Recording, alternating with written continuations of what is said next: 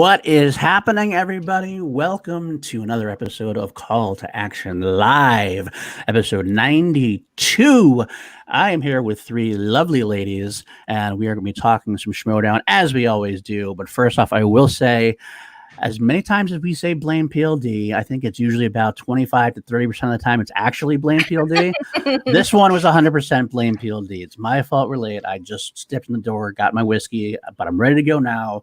They got everything ready for me, so I thank you, lovely ladies, as always, my family, to getting things ready for us. First off, on my... I pointed the right way. I'm so excited about that. You did. Right over there, we have C2 Alex. How are you doing tonight? I'm pretty great. I feel like I haven't been on live in a hot minute for sure. So I'm excited to chat Schmoedown with these awesome people. Yes, indeed. Paul's okay, but these ladies in particular, we know who you're here for. Yeah, we knew already. It was fine. Alex, I love you. Anyway, below me, the one, the only, the lovely Kelsey Kins. How are you doing tonight? I'm doing good. Excited to talk some Schmoedown. Honestly, pretty excited that I am not hosting this evening. As you can tell, Paul is hosting, and it's going to be a fantastic show, so I'm pretty excited about it. Yeah, I'm trying to fill in these big shoes down there, so hopefully I do okay. That's all I need to do. I'll do okay. So I can do like at least 75% of Kelsey, then I'll be okay. But of course, also next to Kelsey and down in the other Brady Bunch corner, we got my work wife, the one, the only, the newest Schmoedown announcer, Danie Ramirez. How are you, my friend? Hello. I'm excited to be here. It's excited to always do a call to action with all of my favorite co-hosts. I love you all so much. Yes, indeed. I will say we did it. We were supposed to have a guest tonight, but I want to give up my best thoughts. Jen Sturger is going to be here, but she's a little under the weather. So I was like, you know what? Don't worry about it. We're going to push you. We're going to have her on next week now. It did allow Alex to come on, so there is that bonus point. So, yeah. But Jen, we love you. Hope you feel better. Yeah, because we don't let Alex come on whenever we have a guest on. If there's a guest on, Alex is absolutely not allowed. Well, yeah, of course not. I was hosting. I wasn't going to have her on, but I mean, I have to now. I need an open slot to fill. What the hell? I mean, oh my God, weenie behavior between these three. No, weenie behavior. It is what it is. I thought let's just get right into it. We're going to start recapping this week a little bit, things we didn't talk about, some of the things we did talk about. We have 3 of the horror matches we did breakdowns for, so please go check those out for Liz Shannon Miller and Rachel Silvestrini, for the Barbarian and Whitney Seibold, and for Riley and Video Drew. You can check those out on our channel to get the breakdowns, the real deep breakdowns. We will break down the Jeff Snyder versus Robert Montano match because we didn't get to that this week. But before we do that, let's talk about the other matches first. We'll do a quick little talk about, instead of doing the full breakdown. First, especially the first one. We want to talk about the first one specifically. Liz Shannon Miller versus Rachel Silvestrini. And why do we want to talk about this one so much? Because somebody made her debut on the Schmoedown. Now, Danie, we know you told the story a little bit on our breakdown, but maybe for the people who haven't seen it, let's go into that again. Just a smidge. Why don't you tell about just how this all went down and how you ended up on the desk next to Christian Harloff? Yeah, I was in my salon in the middle of doing this to my hair. I had bleach all up in my hair, and just saw a message from Harloff himself, and it was asking if I wanted to do the Silvestrini match. Drip, drip, baby, woo! And the first thing that replied was like, holy shit, is this for real? And so I had a great time. That was a very fun experience. I've been a big fan of the Schmoedown for a very long time. Anyone who knows me knows that. Anyone who is a fan of this channel knows that. So it was an honor and a privilege to be able to get to do that. And even if it never happens again, even though I hope it kind of does, but even if it never happens again, I got to do it once, and I will always appreciate it. And I will always forever just be grateful to have that experience, because it was just crazy fun. It was a crazy fun time. And it felt like it went by so fast. I'm sure it did. It was and then it was done, but it was great because there was a lot of really positive responses. So thank you to everyone who reached out and just responded positively to it. I really didn't see anything too bad about it. It's not like I was expecting it wasn't like I was like stressing out every night thinking about what I would read in the comment section. Not at all. No, you didn't say one thing to me about it. I know But that. overall, the feedback has been great. So thank you so much to everyone that's been super positive about it. I really do appreciate it. I really genuinely had a great time. So thank you again to Christian Harloff. Big thank you to Roxy Stryer because she's the one who kind of pitched my name, and I really appreciate that very, very much. So no bad thing from any fans really, or the above Christian. Both they said it best. You did a hell of a job, and they are right. So welcome to the big leagues, and we're so proud of you. So beyond that, it wasn't exciting to do a match with Rachel Silvestrini because she has always been a big friend of the podcast, so to speak. She's almost like an honorary C2er. She's done like our longest show we've ever done, and I think she's probably been on more than almost anybody else at this point. But we love her to death. What did you guys think about that match? Alex, why don't you go first? It was. I do feel like it was a solid match. It was very hard to watch, though, considering how close we are with Rachel. It was hard not to go in unbiased, obviously, because these are both obviously very great competitors. Rachel, she's been part of the Pride since the beginning of the season. We've seen her mostly part of the team so far, and going into this match, she was 0-2. From what I remember, she went up against Paul Preston and someone else I can't remember. Roca. Brendan Meyer, maybe? Roca? John Roca. Oh, yeah, Roca. Yes, thank you. And those were awesome matches. And so there's a lot of anticipation for her being in this one. But again, it was really hard to watch, knowing how hard she works. And so it's really hard not to feel for her actively the entire time. Yeah. And also for enormous anxiety for Danielle, because I was like, my girl's on screen. You're damn right. That was the worst part. I might have cried. I did cry. I was like, she's worked so hard. She deserves all the love. I'm not gonna lie. I had at least one single man tear rolling down when I saw it. I won't lie about that. So. What's wrong with Ben crying? You were very supportive throughout this whole experience for me too. Like as soon as I told everyone was nothing but supportive and super sweet about it. So it's been that whole experience. I'm still on a little bit of a cloud from it, but I'm chilling. chilling like a villain. Kelsey, what did you think about the match? I didn't pay attention to it. I was too busy looking at Danielle the whole entire time. Looking at camera. That's very fair. It's very fair. But I was paying attention. I swear. Trying to make me cry now. I love these ladies so much. I love these ladies so much. It always kind of bothers me a little bit when early on in a tournament is two girls against each other, because that just means further on there's just going to be less women towards the finals. Just the way it kind of plays out. So it always kind of bums me out a little bit. But I have to admit, going into that match, I'm always a little biased towards Rachel because she is such a dear friend. But I love Miller. She is so funny and sweet and smart, and I enjoy watching her on screen. So I thought it could go really either any way. It did go in favor of Miller, but Rachel's such a strong competitor. I can't wait to see her come back because I know she's going to kick butt.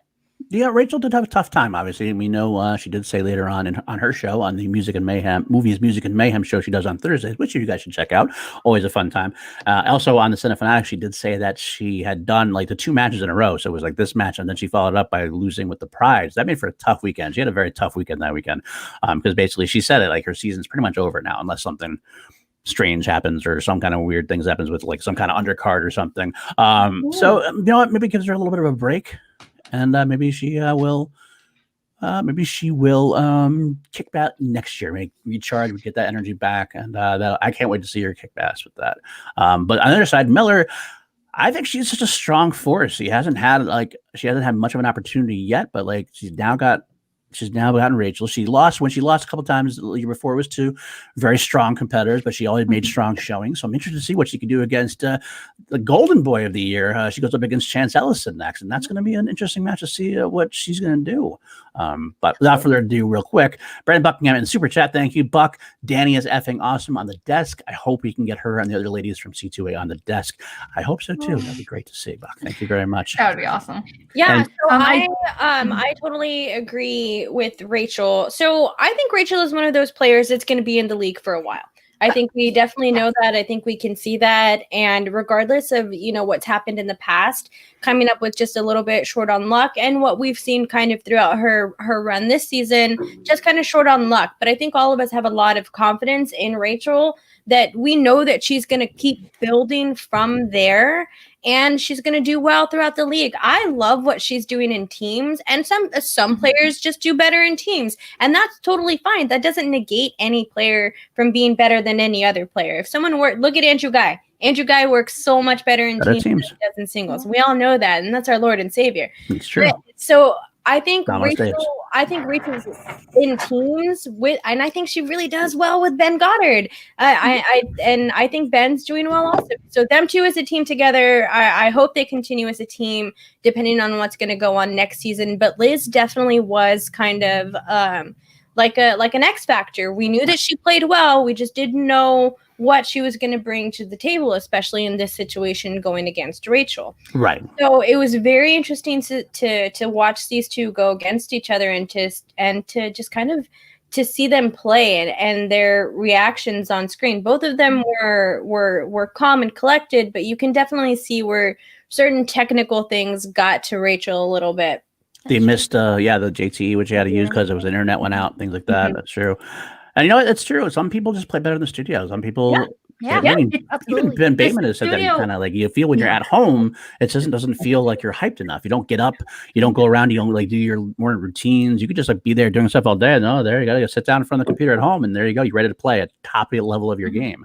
I can't remember where I'm trying to remember who said it and where it was. So anyone in the chat, if you can remember, let me know. It might have been Andrew Guy that said something about working in the studio with the way it was Andrew Guy. It was Andrew Guy talking about the character and how if they're in the studio, they can take a break and be like, hold on, like what's going on, and then explain the character a little bit more and go throughout that kind of work. And I think that's a really interesting dynamic with the gameplay also. I think Rachel is better at trivia than she is at character work. But that doesn't mean that she wouldn't do less well. I don't know what I'm trying to say about Rachel in the studio. I think that I agree. She would do well in the studio. I think she does do better in the studio, but I think that overall she's going to be one of these players that we're just going to go see. They're just going to go like this. That's my whole theory on Rachel. She's just going to go up from here. She's not going to get any worse or anything like that. She wants to be better, and we can all see that, and we all know that. So I think she's just a player who's going to progress in the league. I think that we have those players, and it's good to see those players throughout these seasons that we've seen them in there. Let us have these C's going to B's, going into A's. Let us have this progression of players. Like, don't give people shit just because they don't do so well during one season of the Schmoedown. Let's watch this progression of this players. And I think Rachel Silvestrini specifically is one of those players that we're going to see a very steady rise. Janine is also one of those players who I think that we've seen kind of go through that rise throughout the seasons that she's been on. And I'm excited to see her against that war. I'm jumping ahead, I know, with the Warfather match and stuff like that. We'll but that I just that's my whole point. I'm sorry. I went on a Danie man about Rachel Silvestrini. I almost put the timer up. I didn't. Almost. Yeah. I almost did. I also one last thing I will say about that is that relates to Rachel. It seems like because momentum can be a big thing. So if you could put Rachel against somebody maybe who's a little lesser of a lot of top tier knowledge people, put her up against a more mid-level player, let her get her feet wet, let her get a win under her belt, and then like kind of build up the momentum back up to the top league. That might be a good step for her because she can build that momentum up and really start getting confidence in herself. So I think there might be a little bit of a confidence issue. She always comes across very strong, very like confident in herself and everything else. But I kind of wonder if some of it's not like kind of eating at her a little bit. The close losses, the loss of Soroka, the 0-3 now. I mean, I think that kind of gets to someone, even if you are coming across as very strong. Not that she's not strong, but you know what I'm saying? It's just kind of a confidence issue. Rachel is one of those competitors where, and I do think similar to Janine, is that the records do not reflect the competitor and not only their intensity, but how great they are strategically is in the game as well. Now, obviously, everyone, just like any great player, Ethan Irwin, Darren Murrell, Ben Bateman, and everything, they can have a bad day anytime, and that happens to the best of us. Do we need to talk about Darren Murrell going against Guy? Do we need to talk about Ben Bateman and his recent match, being part of Who's the Moss? We're human, and those things happen, obviously. Right. But the psychology of a competitor is a huge aspect of the sport. There is something about the physical aspect, especially having a manager, like there to physically calm you down, but also be able to you can chat strategy and everything in person rather than like on screen virtually. It's a whole thing. And there's a lot of things to combat. I am excited to see her potentially going into teams in the future. I do think she is one of those competitors that will continue to thrive in teams, but also I do think she has nowhere to go but up in singles. So it's a matter of time. Agreed. All right.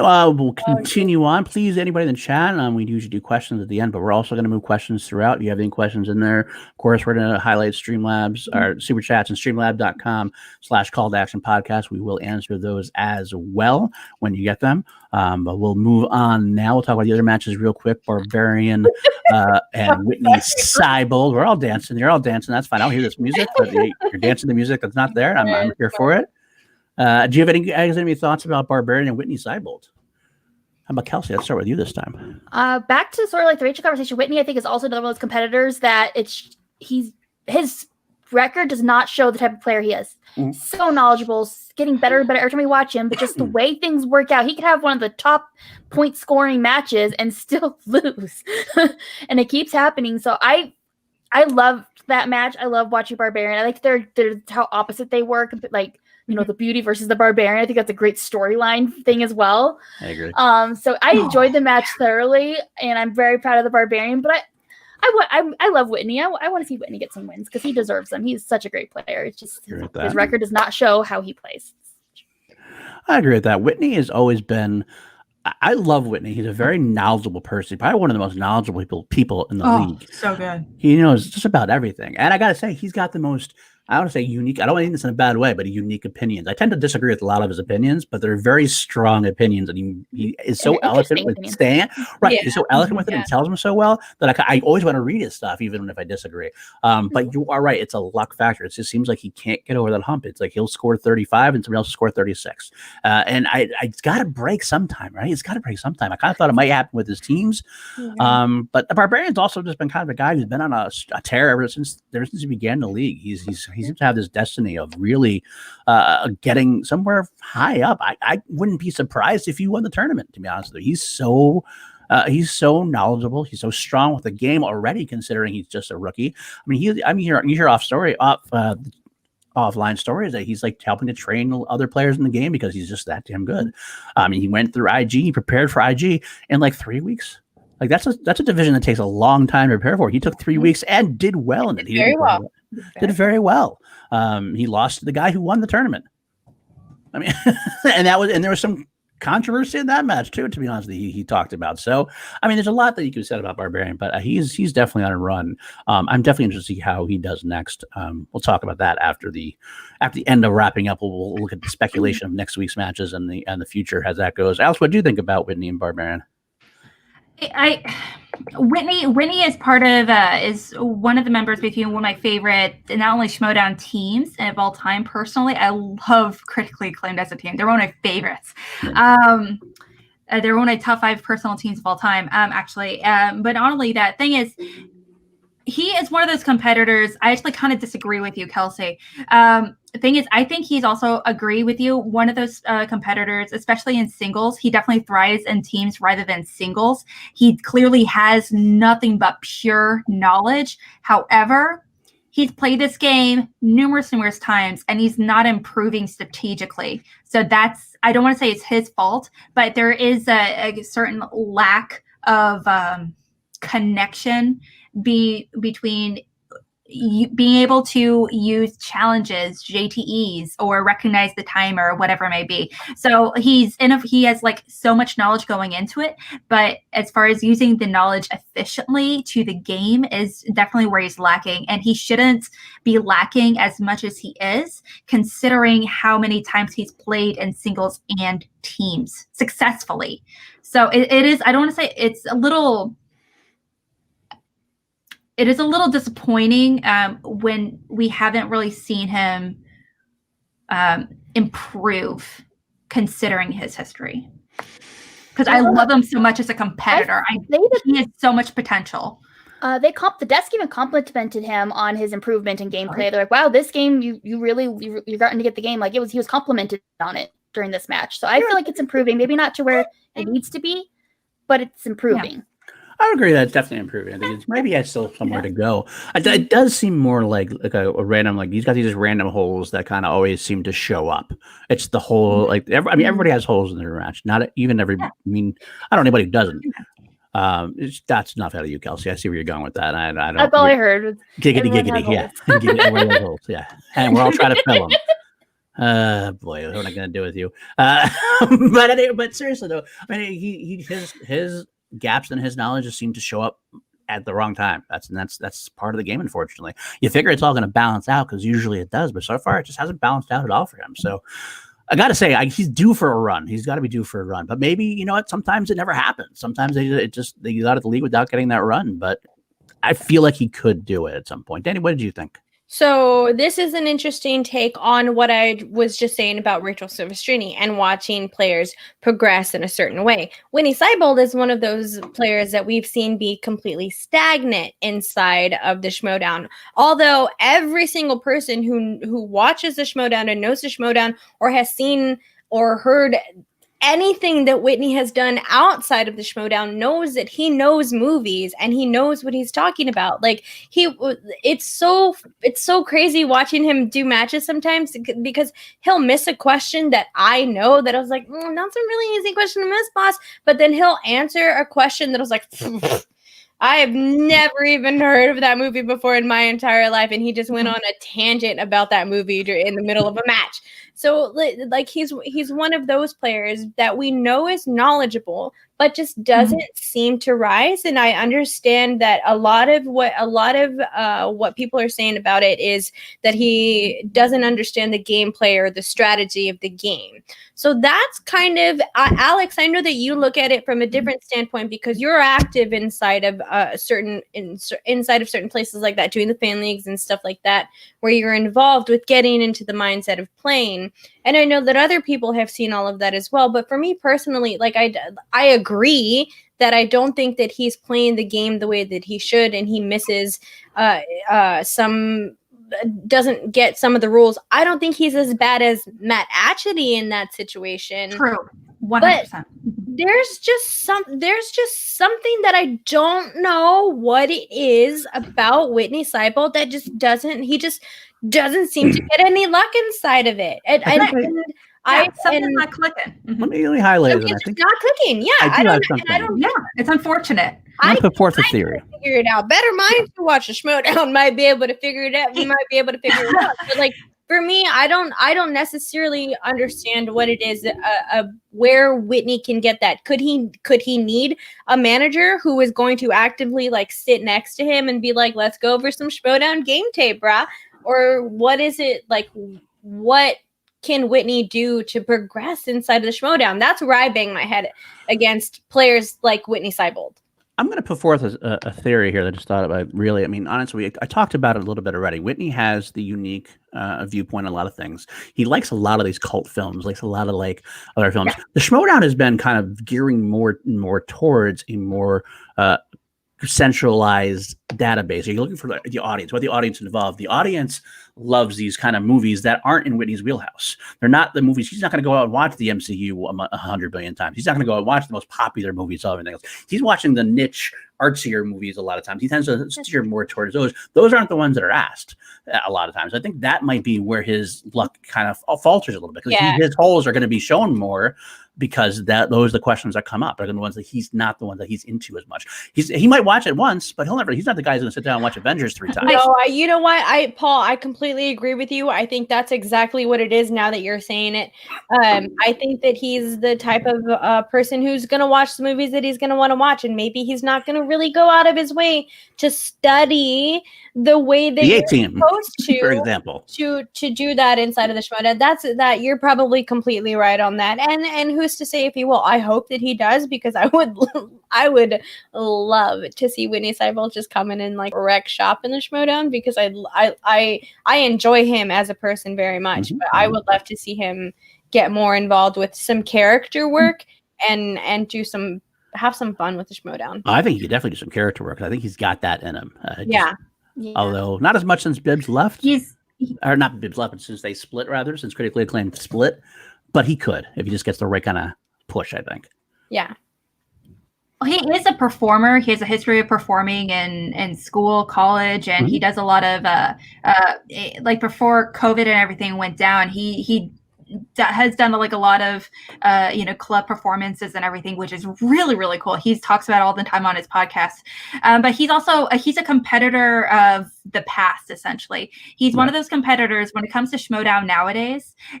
You have to be in it to win it. You have to be okay with studying. You got to whip out the new cards and the binders and the notes and all that. You have to watch movies you don't want to watch. And Whitney Seibold, he's a competitor of such pure knowledge of weird, random stuff, and it's wonderful. I love listening to him and hearing him talk about anything. But the thing is, he's very vocal about it. He's like, if I don't have a reason to watch it, I'm not going to watch it. I'm not going to watch Avengers Endgame. It's just not something I saw once or twice. I have no desire to watch it again. I don't have no knowledge for it to stick in my head the way it should, being inside Schmoedown. So that requires that kind of level of gameplay and knowledge. Is definitely a different tier of competitors that maybe he just doesn't want to be a part of. And that's totally fine. It just kind of depends on, if he, how much involved does he want to be in Schmoedown to that extent? If he wants to be a champion and compete in more teams, singles, whatever matches, that's what he has to do. But if he doesn't want to do that, he's not going to last very long.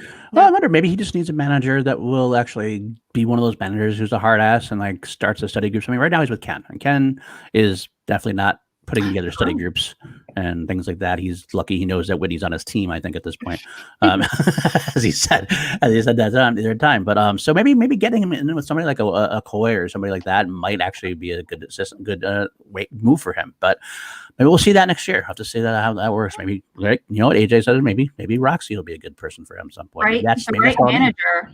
The right manager could just magic happen. Could push him just the right way. So, but that's two matches. Let's go into our third match. There we're talking about Riley and Video Drew. I was very much looking forward to this match because I know that Drew Grant is another friend of the podcast, and she has been working her ass off studying. I know that. Mark Riley is also a good friend, and he has been on a different journey of sorts. He's on a journey of feeling this need to redeem himself. I mean, this is the first Schmoedown champion of all time. And he's played in high-level games throughout his career, playing for Stock Exchange, playing with Who's the Boss. He's been in title matches, but still feels like people disrespect him or at least underestimate him. And I can't say why, because he's had some struggle. He's had some definitely inconsistencies, but he's got a lot of heart. And I feel like it's finally starting to weigh down on him because this has been going on for a little bit of a while. I mean, Who's the Boss? You saw how much he was hurt. He was hurting after that loss. I mean, he was very emotional about it. So you put these two up against, it's such a great storyline. I didn't know who to predict when initially was talking about it. I kind of wanted both of them to win for different reasons. But as we know, Riley did outlast Drew, who is now she wants to be called overrated because she wants to be at least rated. That's what she said in the post-game match. It was kind of a funny bit. But she had problems with the third round. That was what did her in, really. I mean, Mark only had the 2-pointer to win, I think, at that point, right? Only the 2-pointer to win. So I think Video Drew does have another future in this league if she wants to keep continuing. I think that it was like a really solid debut. But Mark did his job. He wins, and that's the end of the day. Winning is winning. It doesn't matter if you win 5-4 or 1-0. A win is a win. What do you mean by a solid debut? Singles. Was it? It wasn't her. It wasn't her singles debut. I thought. No, it was like this was her second. The first match was Brendan Meyer, wasn't it? Yeah. That's what I think. I was like, wait, am I misremembering? So no, you're right. You're right. Yeah, she played two. Okay, yeah. I was like, that. You're right. Wait. You're right. My bad. Okay. I forgot that. Yeah. But still young in her career as far as only having two versus someone like Riley who's had a billion matches. I guess is what I'm trying to the difference between them. No, but okay. So anyway, what do you guys think about it? So for me, this was an exciting match to watch because again, Mark Riley is one of those players that I feel like falls into bad luck every once in a while, just especially with the Stacey Howard thing, with the Andrew Guy thing. It's just a shame. But we know that Mark Riley is a great player and all of that. And all of that. And I want to see Mark Riley do well, regardless of my feelings for the exchange. I still want to see Riley do well because I always want to see more Mark Riley. Like I want Mark Riley to always be a part of the Schmoedown. Like this is just like my selfishness with it. just because I love him as a player. I love him as a character. I love him as a person. So I just always want to support Mark Riley and everything that he does. That being said, I really love Video Jew as a character. Yes. And it's really important for me as a Schmoedown fan, especially now with the Schmoedown growing the way that it is, that for new fans to kind of get the full scope of what the Schmoedown is supposed to be. And I think Video Drew is a wonderful example of character play for the Schmoedown. I agree. I think that she does better inside of the studio than these at-home stuff, even though I loved that IHOP dress that got IHOP and what she's doing with the dolls and all of that stuff. I love that. I love Video Drew and what she's doing as a character inside of the Schmoedown. So that was one of the reasons why I wanted Video Drew to progress inside of the tourney, because I want anyone who's new coming into the Schmoedown to continue to see that character work is also a part of the Schmoedown, and to get a better understanding of the league so the character work continues to play. Because one thing that I really hope comes back whenever we get some studio matches are entrances, and those like fun entrances. Like I want to see those cosplay, like those really fun, big, elaborate entrances again. And I think that a lot of that is a part of character work also. So I that's one of the reasons why I wanted Video Drew to go on. But the with this match overall, I'm happy with the outcome, even though I still wish that we would have gotten a character like Drew to go on. But I'm excited to see Riley move forward. I will interject also about the character thing. She's one of the few people in the league. I mean, not few, but she was really supportive of Andrew Guy after the Bateman Guy 2 thing. And she was really came out really strong because of that character work being part of the game. And she is that kind of same way. She's someone who really commits to that character and is very good for the Schmoedown. So hopefully, if she can continue with that and can build her knowledge up and gameplay up, so where she's a stronger singles competitor, and really make a run as a character, I think that would be much better overall for the Schmoedown.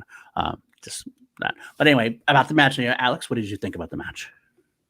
It was definitely a weird match for sure. It's a like old versus new when it comes to Schmoedown. Riley is coming in hot. Not so much, unfortunately. This was I believe it was recorded like maybe a month or so ago or something like that.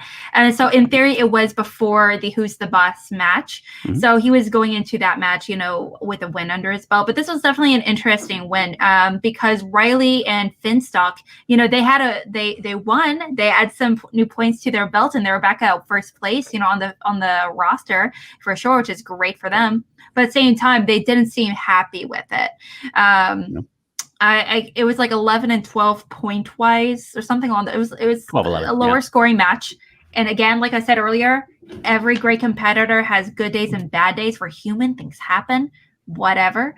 It's all about how we kind of bounce back from that. I am excited to see Riley kick ass. He definitely seems so much more excited about Schmoedown in general, so much more motivated going into his next few games. I believe he's going to be he's going against Perry. Oh, shoot.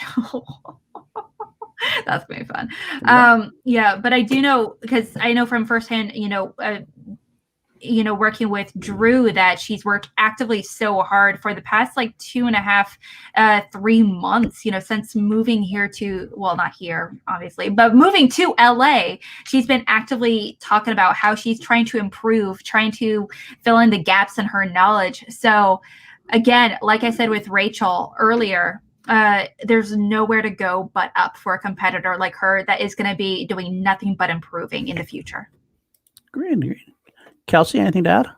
I love Video Drew. She is one of my favorite characters of character work in the Schmoedown, in history of Schmoedown. She is fantastic. Mm-hmm. I love everything about her. She is, every time I watch her play, I feel like she gets stronger and stronger. I'm super excited to see where she goes further within the Schmoedown. But I don't know if all y'all know, but I've been watching a show called Smallville, so I have a brand new appreciation for Superman right now. And Mark Riley's our Man of Steel.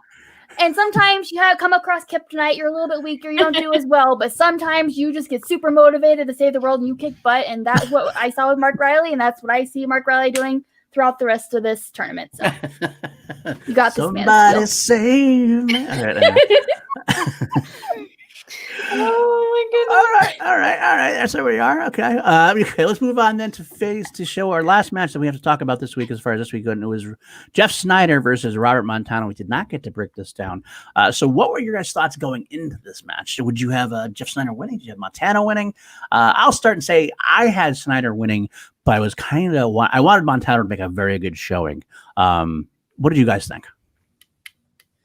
Alex, why don't you tell us first? I guess I'll go first. For this one, it's this match in particular, Usual Suspects, I think Sam, he worked well with Robert. Robert proved that he is very, very knowledgeable. I think he's great with the first round. Second round, he's a little bit better. Third round, just like a majority of Schmoedown competitors, he struggled with. Again, he's human. Things are going to happen. But also, this was his singles debut. I cannot imagine the anxiety or nervousness he must have felt going into this match against a, former team's champion. I can't remember what Snyder's singles record is. I don't know. He never made it to a title, but he made it to the first number one contender. Oh, no, he made it to the title match. Yeah. That match against Paul Ayala. So it's got to be pretty decent enough. Yeah, so the point is, though, he's like at that level. He is an A-tier competitor, and especially going into your first match as a singles competitor, it's like, oh God, rough. So the thing is, he made a solid show. Yeah, thank you, Leah Logan. But he had a solid show for his first singles match. Yeah. Good. All right. Kelsey, what did you think about when you're going into this match? Who'd you have? Going in, I love both competitors so much. Robert is one of the nicest human beings I've ever met in my entire life, and I know how hard he works and how great a job he was going to do. So I'm always pulling for that. But Snyder is a beast when he plays Schmoedown. Like the time depends on which Snyder you get, but when you get that Snyder, he's a beast. And so as soon as the match started, I could tell the vibe from him coming off. I'm like, Snyder's gonna win. He's in his game. He's like, you could just tell by the energy he's putting off. Plus, he was dressed for the part. Gotta love the costumes. He's always dressed to kill. I mean, that guy. He's always dressed to kill. Galore. So honestly, as soon as the match started, I kind of leaned that I think Snyder was gonna win. I just got that vibe. But going into it initially, I was really 50-50, kind of just depending on what Snyder we were gonna get. Right. So it was such a great match. What are you, Danie? What did you think going in? I think it's very hard to not root against. I think it's very easy to root against Jeff Snyder. That I think it's very easy to do, but I think it's very hard to kind of deny Jeff Snyder's knowledge in movie trivia and his knowledge for the game. He understands the game, and Jeff Snyder is also one of those players that can get under your skin. Like there are definite times where I don't know if he's doing it on purpose or if that's just Jeff Snyder. Like I have to believe that it's a strategy of some sort at this point because he knows the game. He's played the game for so long, kept the team's belt for one of the longest or the longest period that anyone's had it. So I have to think that he understands that some of what he's saying gets to players. And I think that that's unfortunate for someone like Robert because Robert is... and Robert went against Team Action when Team Action was at their evilest. When they were really getting into their character work and they got to play against Late to the Party. Team Action was really ready to go at it. And so I think that Robert can play with players like that. But I think with the whole new setup and the way that everything's going, and I think that was a tough situation for Robert to go into because it wasn't until maybe going into the end of round one that I was like, oh man, like Robert just kind of seemed like he was shaken up a little bit, and I just couldn't figure out what it was. So I see that we were reacting inside of the chat. So sorry, I did like I naturally went like it's one of my favorite things. So that's how I know that Robert can play under pressure with players that will try to get at you mentally. So I know that he can battle through that. There was just something, it just looked like something got to him in the middle of the gameplay in round one, and it just kind of went from there, in my opinion. But I want to see Robert do more. I want to see Robert and Vanessa do more inside of this league. I really want to see them play. With that in mind, I am kind of curious of what the usual suspects look walking away from the singles tournament in the first round. Really quickly, I think I agree with you, Alex, what you said earlier. I think Sam and Robert worked very well together. I hope that they continue to work together, because I think that out of all of the managers that are there, I think Robert would work best with Sam. Just kind of like if I could really place him anywhere, I think he would work well with Sam, and I think Sam could really pull out. I really think that like Robert is like a diamond in the rough. I think that like you just gotta like just get at it just a little bit more, and I think Robert will be a really standout player inside of this league. I genuinely do, and I think that Sam is the manager to get him there. I'm so sorry, Alex. Continue. Maybe like I naturally wanted to be like the practice match in me. I'm like, I naturally want to be like in Schmoedown and time. We heard this debate coming in hot from Danie. For arguments, you guys, who are you going to vote for in the next round? Who's going to be the winner of the I naturally want to be like, because it's definitely selling me for sure. Something we also have to remember is that, not only just talking about how great of a competitor Robert is, I think he's definitely improved immensely. Not only as a singles competitor, I hope potentially in the future a teams competitor. I cannot wait to see more of him potentially in teams. Thing is, Snyder's bringing the heat, and with the knowledge and everything, he's very vocal about it. He's like, I'm not gonna fucking study. That's not who I am. I don't care if you're a studier, you're still a nerd, whatever. You're one of those guys. You're a loser. He's that guy right now. He's vocal about it. He's like, I cram and I'm doing good. I cram 30 minutes before the match and we're all set. We're in like Flint, but also he's pulling in hard with the character work. He is like aggressively, he's going full heel. He made some wild accusations on backstage, and it was, he's going full ham this season. Has he ever not gone full ham? I don't know if I've ever seen him not go full ham. He's covered in sugar and put some slices of pineapple because he is honey glazed, my dude. Wow. Full ham. Okay. So I am kind of really excited and curious to see him going into this match. He really pulled out all the stops character wise because he knew it was going to distract him. He knew it was going to make him nervous and flinch a little bit. I would be curious to see how this kind of heel behavior is going to translate into a match against someone more established. As someone that has perhaps not only played him before, but maybe who's someone who's beaten him before. So I'm kind of curious to see how that would happen. Talk about that soon, but yeah, no, you're right. Let's bring up the stats that of course Megs has made for us. We love the Megs.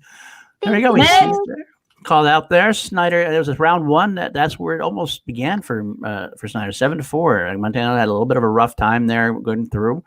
4 is definitely not a strong first round, but it's not something you can't come back from. But it makes it difficult. I mean, you look at the accuracy overall. He only had a 50% accuracy. That's not going to win you many games. But I still feel like he showed a lot more knowledge than that would indicate. Round 2, of course, you got opponent's choice. That's never going to. You get 4 points in round 1. You spin opponent's choice. You're pretty much not going to win the game. It's like there's very much going to be a hard thing. It's actually impressive to me that he avoided the TKO when that happened. And he almost didn't even do that. He had missed his 2 and his 3. And you could tell he was struggling during that. but he got it at the 5-pointer, which seemed easy to him. And that's what kept him off that schneid, so to speak. No pun intended when you're talking about Snyder. But Snyder getting Eddie Murphy, that was another one for me I liked. I haven't seen, I think this might be the first time we've seen Eddie Murphy taken. I think. I love Eddie Murphy's movies, so I was very happy to see that finally done. And so that was very much a big time win for me. And those were great questions, but they were very surface level questions. I knew all of them, for example. So I wonder if we're going to see is it just one of those examples again that it's a surface level questions at first until we get a little bit deeper. But I did love that very much so. And my favorite part of the match was, as Kelsey said pregame when he called out Vanessa, very Jeff Snyder, Snyder. I legit, I was watching it on the TV, and as soon as he said that, Vanessa called me, I went, Jeff Snyder! Oh my goodness, too far! But it worked. I mean, it's his character. It is what I thought. It's funny, but I legit oh my goodness. Clutched my pearl. Too far, my dude. Too far. Not showing off. I know Eddie Murphy a little bit. That's actually. I'm saying I'm not showing off because I'm saying if I knew it, they definitely were service level questions. I'm saying I'm dumb. That's what I'm saying. Don't let it lie to you. Don't clip that out. I'm saying I'm dumb. Clip that out, somebody. I'm sure somebody will. And I know I don't see his chat here, but it looks like Ben got it in the chat. Good to see you as always, Ben. Welcome. But yeah, so anything last to say about the Snyder Montana match before we move on? Anybody? Or you want to move on? That we're not going to talk about later. Then let's move on. We'll move on. We'll talk about next week's matches. The first match we got Bibbs versus James White on Monday, 9/7. Now this, to me, I don't know about anybody else, and I'd be surprised if anyone says that White's going to win. I'd like to hear why you think that. Yeah, me too. Alex, you usually have hot takes, so I'm going to ask Alex. Look, no, okay. No hot take here, my dude.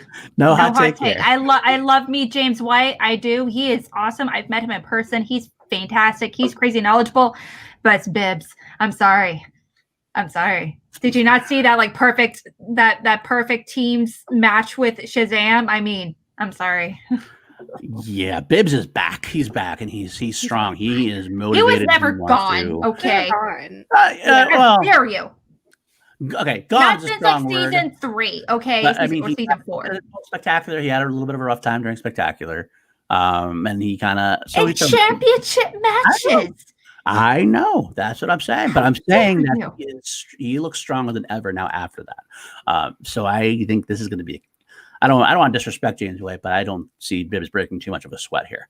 James will do well. I don't think he gets TKO'd, but I think Bibbs has got this pretty much in hand. So, yeah, I agree. I no shade to James either. I think that he has his own reputation behind him, especially being a second round draft pick. So, and we've seen him play a little bit so far, and he's done pretty well with that. So I think it'll be interesting to see him play. But, I mean, it's William Bibbiani. So I think that it's I mean, absolutely, I have Bibbiani going forward in this. So, but I'm interested to see how James plays. I think that's the most important thing to take out of this, I feel like, in the long run.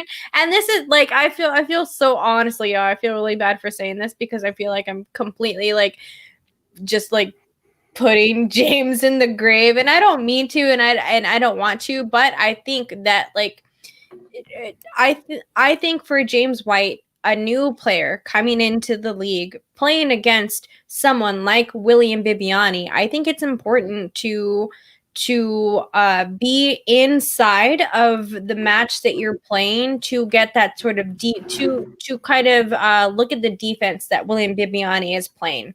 Now, I don't play movie trivia. I don't do any of that, but I do believe that there are a lot of aspects in the movie trivia Schmoedown that are very close to sports. So I do think that gameplay is very important, and I do believe that there are ways to play offense and there are ways to play defense inside of the Schmoedown. Can I explain them well? No, I can't. Maybe someday I'll figure that out. Anyways, I think it's important for James, a new player inside of this league, to learn from his game with William Bibbiani and take from that competitor the type of defense that he does, because you can only understand that as a player playing against someone, in my opinion, even though I've never played a Schmoedown match before, but that's my opinion on it. I think that that's a wonderful opportunity for James White in the long run, and that's my Danie rant on that match. Sorry. Real quick, I just want to throw in there, I'm still working here, but I thought I'd pop in and say hi to everyone here. Andres, my boy, it's his birthday, so happy birthday, Ghost. Love that you're in here for a second. Don't work too hard if it's your birthday. Why don't you go take some time off, take some rest, relaxing, grab a couple shots, and kick back. But either way, but I agree with Danie too. I love to see, this is a great thing for James White. It's a great thing to always go up against when you have some first times. Go up against the best, challenge yourself, and see where you actually land. And then maybe we can find out if he gets his ass kicked. Maybe he has some work to do. If he can. Even if he gets close to win or doesn't get knocked out, takes him to the 5, or take him to the 3, takes him that far, you show that you're in this lead to win it, and that's a win for James. He doesn't have to beat Bibiana to win this match as far as it goes. He will have a win just by keeping him in sight. So that's what James has to do. That's what I want to see James going forward, and good luck to him tomorrow. So I do that. So. Yeah, that's how I definitely see the match going. Is I do have Bibbs winning as well, but I do feel it's going to be a tight match. I know James is a very strong player from the tape I have seen of him, and just talking to other people who have known him through the fan leagues and things like that. So I feel like it's going to be a good game. I feel like it's going to be a tight game, but I feel like Bibbs is unstoppable right now. I feel like I do agree. I don't think it was ever not it was ever down, but when you're this high, even just like a niche down maybe kind of feels down, I guess. But right. I just feel like he's all firing on all burners right now. And yeah, I think he's definitely got it. I'll be very surprised if he doesn't. I will say, for some reason, we can't bring, I don't see Ben Goddard's chats in the StreamYard chat, but he is still making chats. I can't bring him up on screen, so I'll read it off. He says, damn, y'all talking about him like he's dead. This is why you play the game, people. And you know what? You were very right. You were very right, Ben. This is why we play the game. But sometimes I just don't see it any other way happening. I think Bibbs is just too strong of a player. So, but you know what? You are right. Let's see how it goes down. Anything can happen. Anybody can lose. Anybody can win at any time. So that is definitely in the realm of possibility. I just have a hard time seeing it. So. Also, let's be honest. We've seen a handful of upsets this season so far in the first round. I'm expecting a few more going forward in the rest of the tournament. So honestly, if there were to be an upset, this might be it. I don't think it's going to happen, but that's what would make it an upset, though. Oh, look, that finally looks like he does pop. Now I can get that one. So yes, I need the restraining order. So now the restraining order is back out of place there. So somebody can block him now. GQ can block him anytime. And thank you. Of course, Andres, every time. Feel the action, love. We love you, brother. But some people do have. Brian Nussbaum has James as the upset. That's fair, totally fair. Upset City is definitely a place. So, it is it's a thing.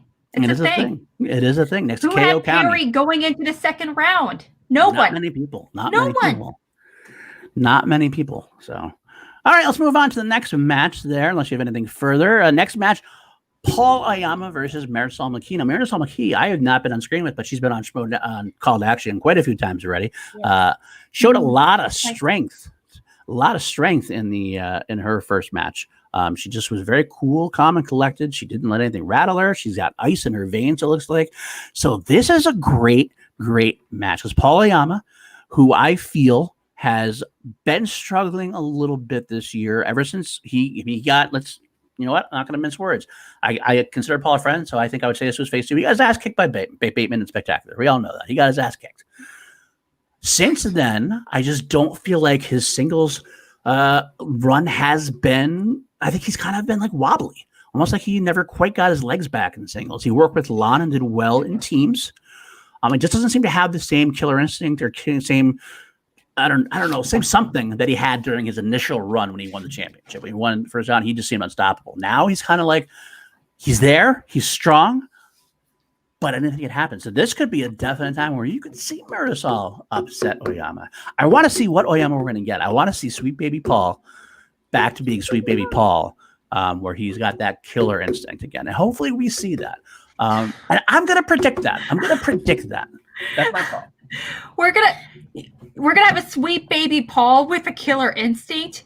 Is he a sweet baby or is he a killer? Make up your mind, dude. Sweet babies can be killer. We could say this as parents. All right. Look, as the kid Damien from The Omen, like what's going on here? Look, as a person who gave him the name Sweet Baby Paul, he's Sweet Baby Paul. But inside the match, you can be a killer. He's Sweet Baby Paul. Outside, he's a killer in the kill. He can be a killer in the ring. So that's call him the Yeoman. At this point, call him the Yeoman, dude. Sweet baby. Bracket breaker. Who do you got, Alex? Who do you got? Do you got the Sweet Baby Killer, or do you got Marisol McKee, the ice cold assassin, as I like to call her? I say that as Marisol's friend. I love Marisol to death. I think she's improved so much in so little time. It's bonkers. She is crazy talented. But with that being said, I do think Paul has this for the win. Just because I do think Marisol has only played a one match, and I do think Paul is a much more of an efficient strategic competitor more than Marisol. And I do think Paul, when he's in it, when he has a killer instinct ready to go, it's there. And so I haven't really seen that from Marisol yet, personally. I definitely, you see it, something coming, it's maybe it's there underneath, waiting to come out. But until then, I'm going to call Marisol Sweet Baby Marisol, Sweet, beautiful baby Marisol. I want to yell at you, Dean, for this, but I don't know if I can. So I'm going to let it go. And Zeke, you're going to get on Danie's hit list. You're going to get on Danie. It was yelled at their wedding night. That's what it was. Yeah. Sorry, Dan Merle, if you're watching for the additional nightmares. That gives me nightmares. Where's our apology? I know, jeez. I don't apologize for you guys anyway. Either way, okay. What about you, Kelsey? What do you think about it? I really agree with you what you said. Like Paul maybe not getting his footing since he's returned after Spectacular. So if I look at Paul as a player from beginning to end of his Schmoedown career, I feel like it's a very 50-50 match. But if it's Paul, we've seen the last few singles things he's done, or even teams, versus Marisol, what I've seen her recently doing in Schmoedown, I have Marisol taking the win. So I'm very interested to see what happens and how it goes. But yeah, just as things have been standing lately, I do think I have Marisol winning. Okay. All right. Danie, what do you think? Are you okay, level 2? I know, geez. Out there. All right. So what? I don't know if it's my own personal bias or what, because I get that Paul had a bad match against Ben Bateman at Spectacular, but other than that, like I can't really see where Paul has done not so well inside. Like, okay, they lost in teams, but that wasn't a bad loss. Like, it wasn't like they had like they were in TKO'd outside of that. They did fine. They went up against the people who friggin' won. No, wait, am I right on that? I can't. I'm sorry. Anyways, I don't think that they had a bad teams run. Anyways, so I think this is Paul's to win. I truly do, but I love Marisol. Like, I love her. We had so much fun. Alex and I had so much fun talking to her. She's such a great person. Like, she's so wonderful, like, as a person, like, outside of the Schmoedown. So, like, I just want to see her do well, and watching her just go throughout it. I think that she's tough, and I really truly think that she has what it takes to continue on inside of this league. I know that, like, her energy might seem kind of mellow and chill, but I think that she's still gotta, like, I don't want to say that she has to break out of her shell, but I think that she can use that sort of chill show mentality to her advantage at some point with her character work. So I think that her character can evolve, but I think that she's also a person who will continue to work on her trivia and do well inside of this league. So I hope that she continues. But unfortunately, I kind of have Paul for this one. I'm not going to be mad at all if I see an upset. If I see an upset and Marisol takes it, I'm going to be happy about that too. But for me, I have Paul taking it. Fair enough. Just because I know more about Paul as a player. Like I don't watch the fan league stuff, so I haven't seen any of her matches over there. But from what I've seen, what she's doing in the Schmoedown, and from what I know about her as a person, I like her and I want her to do well. Yeah, absolutely. I mean, we do know Paul. Paul's been an Action Army member for ever, since before everything else. I mean, I want to clarify though that I didn't mean he had a bad run, and he didn't have a bad run even singles or teams. He just wasn't quite the dominant player he had been during his first initial run. That's all I was saying about that. Something we have to remember though is that when the matches he has played in singles as well as on IG, he played against champions. So he played against John Roca in his first singles match of the season. Absolutely. He just lost the team's belt, obviously. So I mean, like, we can't I want to say, oh, it's a reflection that he's like not as great as Killer Instincts there. It's a reflection of it was a great match and he played against the champion.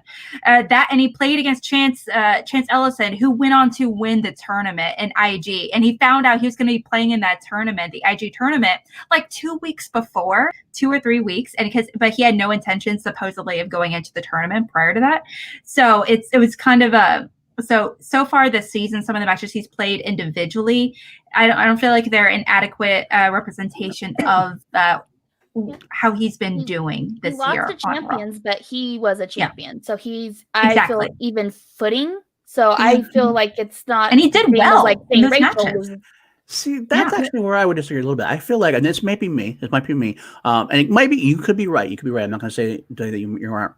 It's a possibility, but I think that I feel like just visually, not without any stats to back me up, I feel like he missed more. I felt like he had more holes. I felt like when his first run, he was hitting everything. And he was very much. A lot of times he had misses that were like he had no idea about. Like there were like times where he was just kind of like. And he looked weaker, not just because of the quality of performance of opponent. He just seemed like he was missing more. I don't know if the fact that the questions got harder in round 2 or round 3, and it's completely visual for me. I will say that's totally just my watching the match. I could be wrong as well. That's just my take on it. You definitely can have those opinions on a match that it sounds like overall you don't remember all that much of.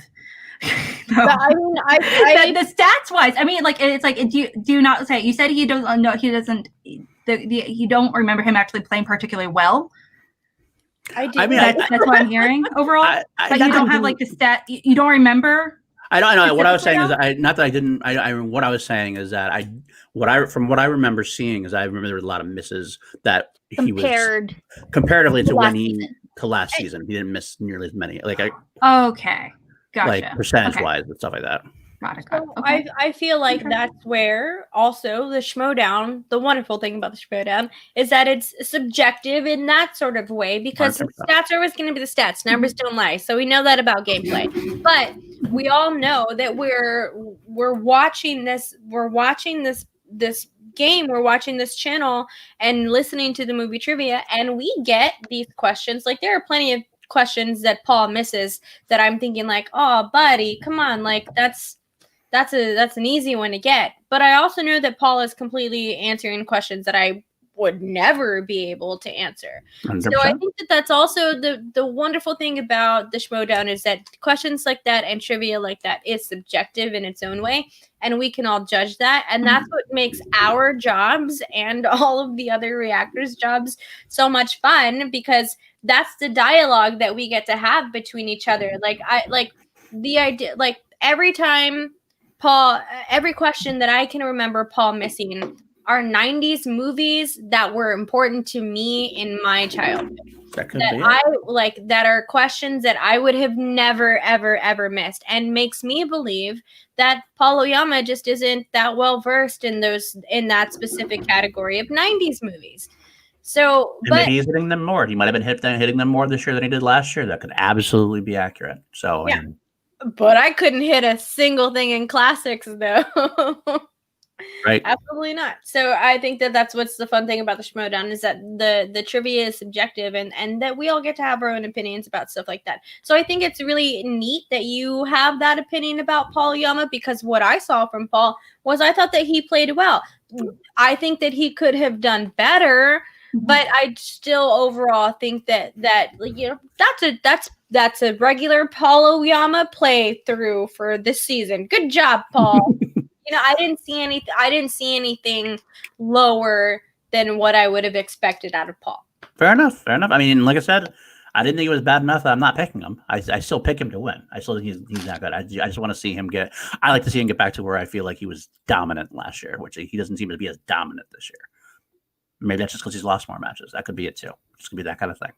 Could be that kind of block. Who knows? But all right. Anything further on that? Do you want to move on to the next one? All right, next one, Ethan Irwin versus Vinny Mancuso. This is another one where it's like, I know Ethan Irwin's record is 10-5, but I got to tell you, on singles, every time he loses, I'm shocked. He's the kind of guy that I expect to win every match, pretty much. The only time he's lost twice to Dan, which, okay, if there's anybody else who's going to beat him, it's going to be Dan. I know he lost to Bibbs, I know he lost to Andraco. But I feel like he's got such a knowledge base. I think his gameplay is getting a little bit better. I don't see how Vinny Mancuso, as well as he did in his original, I don't see this being upset city. Let's put it that way. I think Ethan Irwin wins this, and I think it's pretty. I don't think Ethan's breaking a sweat. Let's put it that way. What do you guys think? I do have to tend to agree. I think Vinny's a very awesome player. I really had a good time meeting him and doing the breakdown with him, like that. I think up against, if the bracket would have worked out differently, we could have seen him gone farther. But Ethan's, as I see, we see this a lot of live but Ethan's scary. He is so knowledgeable and so good and so calm about it too. Where like, can we get to like? So I feel like he's pretty close to unstoppable. I mean, Dan Murrell can stop him like that, but we're talking about Dan Murrell, right? So I just can't see it going any other way than Ethan. Well, you, Alex, what do you think about this one? I think I would need this fly to get out of here. That's what I'm. Fly Girl 4? Fly Girl 5? Fly Girl 405? Whatever Fly Girl 5. Oh my gosh. I was actually at a family dinner earlier today, and there was like these weird group of flies just hovering above my head. And one of them, my dad, he literally just went like right over my head in the middle of dinner in order to get it. And he killed actually a mosquito. And I was just like, why are they here? The insect gods, answer me this question. What am I doing? They love you. They want to be with you. Mosquitoes are the scum of I have been told apparently my blood pipe is like really yummy to bugs, but I feel like that's a load of baloney at the same time. Like it sounds like what an old wife says. Oh, because your blood is so sweet, like honey, like. Okay. But sorry, back to the match though. I love Vinny. He's all on a bag of chips. I cannot wait for him to eat. Make me a margarita in the future. Come a live event. I mean, like we were there, ladies. He's so great. He's fantastic. But yeah, he's got this. Ethan's got this. I mean, it's Ethan. I mean. Sorry, Vinny. We love you. I love you, Vinny, but I'm in the same boat. I'm in the same boat with the girls. It's the same thing with the James situation. It's a shame that someone who's new to the league, who I enjoy watching, I love Vinny's character. I love what he did. I also think Vinny would do well in teams. I think he's doing well in singles.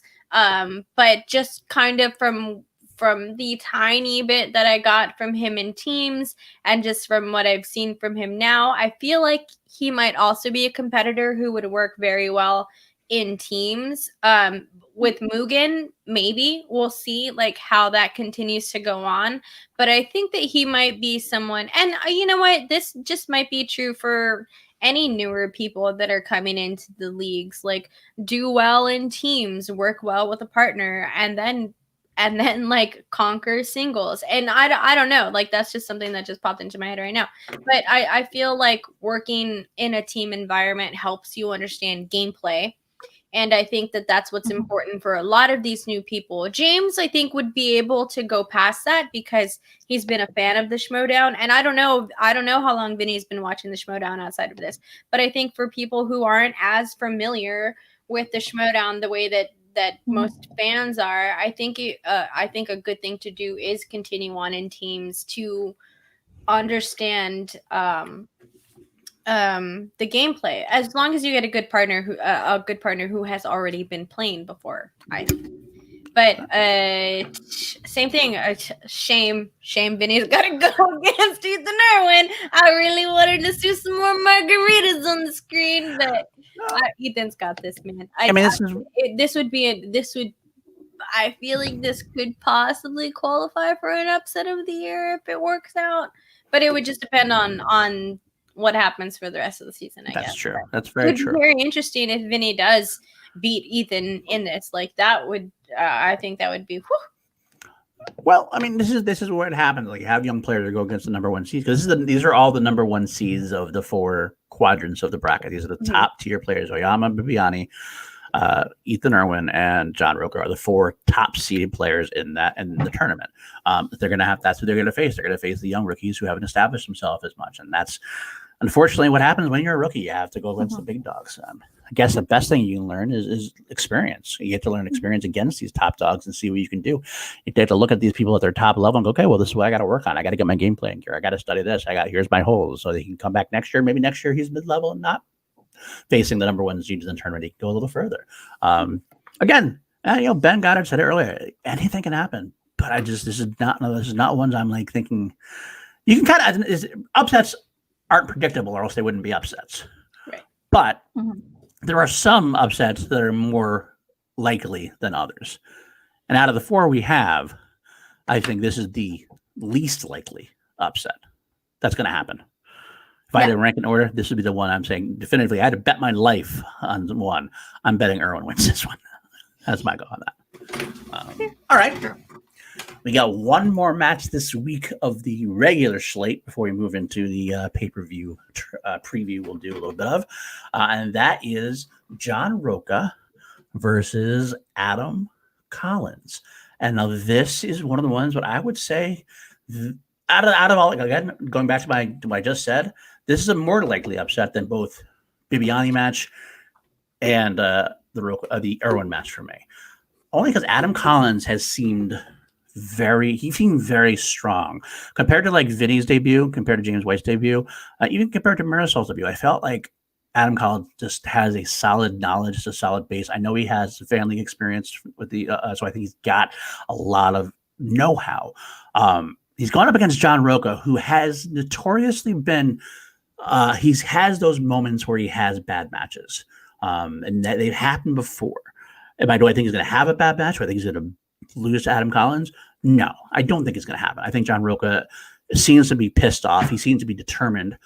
And I think this match was actually obviously taped after the other match against his loss to Irwin, because he seems motivated now. He seems motivated to get that singles title. He seems motivated after the Founding Fathers corruption match. He really wants to get things here. A motivated John Roca is a very dangerous John Roca.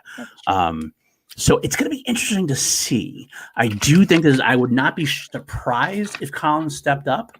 I would not be surprised if Collins takes it at the end, maybe in the 5 round or the 5-pointer. My heart says that Roca's got to do it, but I don't know. This is a tough one for me. I would love to see Adam Collins step up and really solidify himself in corruption. Would love to see that, especially after Mike got booted in the first round. What do you guys think? I'll start. I agree that I feel like this is the most likely upset if we're going to rank upsets, because Collins has been super scary. I feel like we're watching him, not just his gameplay, but I mean his like knowledge, but I feel like his gameplay is extremely on point. His character work is really on point. His focus, I feel like he's really fitting into the corruption family. But as you said, Roca's on a mission right now. He is scary. He's ready to go. I have Roca taking it, but I feel like this is going to be a good match. I feel like ends on the 3 or 5-pointer, possibly sudden death. But just from experience and drive, I do have Roca pulling the win. So I I don't know where I really stand on this situation because I personally have only seen one match of Adam Collins, and that was against his match for the play-in match. So that's the only time that I've seen him play. But I think it's very telling, especially in my opinion, if I hear about someone from the fan leagues without having ever seen a match of theirs, especially because it's notorious now that I've said this a billion times. I don't watch the fan leagues. I'm sorry. I don't. So for me to already have known about Adam Collins before he was drafted, I think is a big testament to who he is as a player.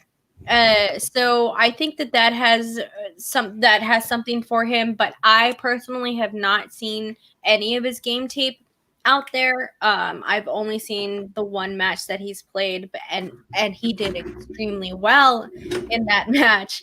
But I feel like I can't necessarily judge it too much. I can't deny what John Rocha's done inside of the Schmoedown, and especially after that loss. Like I can't. John Rocha is going to want this, and John Rocha is going to come hard for this. So I just can't see John letting this slide. You know what I mean? Like yeah. I mean, I got John. Sorry. Okay. All right. Alex.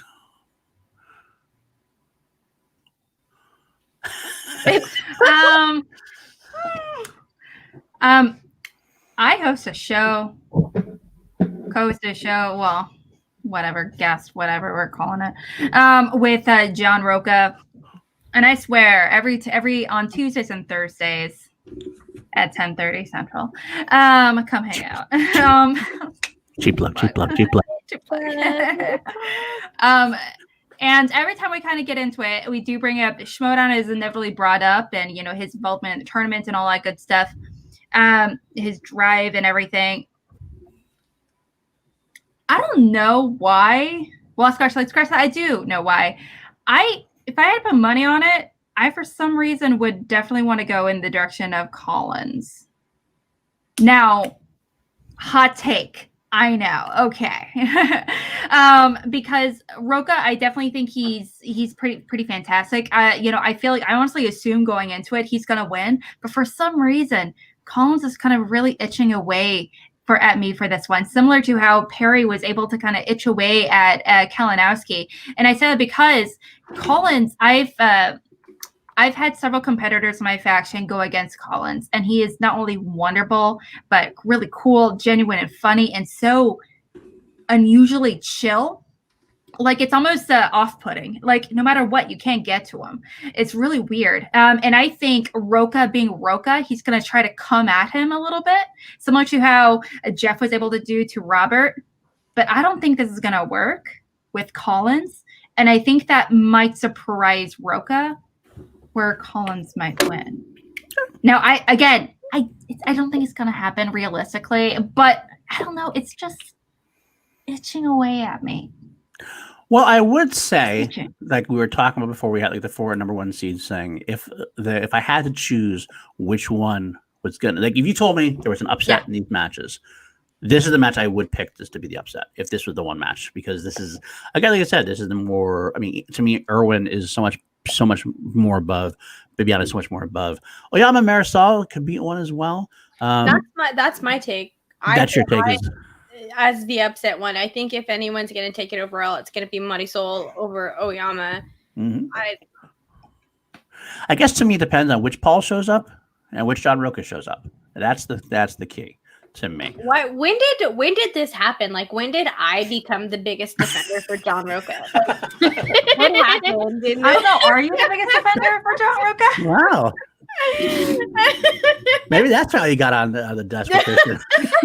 You judge one match, and all of a sudden, there it goes. You're on John Rocha's team now. Then, I don't know. No, I know. Thing is, you guys, I say that out of love. I would tell this to Rocha's face. Oh, yeah. He knows this. I have told him this before. We've had those. We have these discussions like after we're done recording. He's like, "Do you really think that?" And I'm like, "Yeah." And he's like, oh, cool. And it's just I'm not going to sugarcoat it.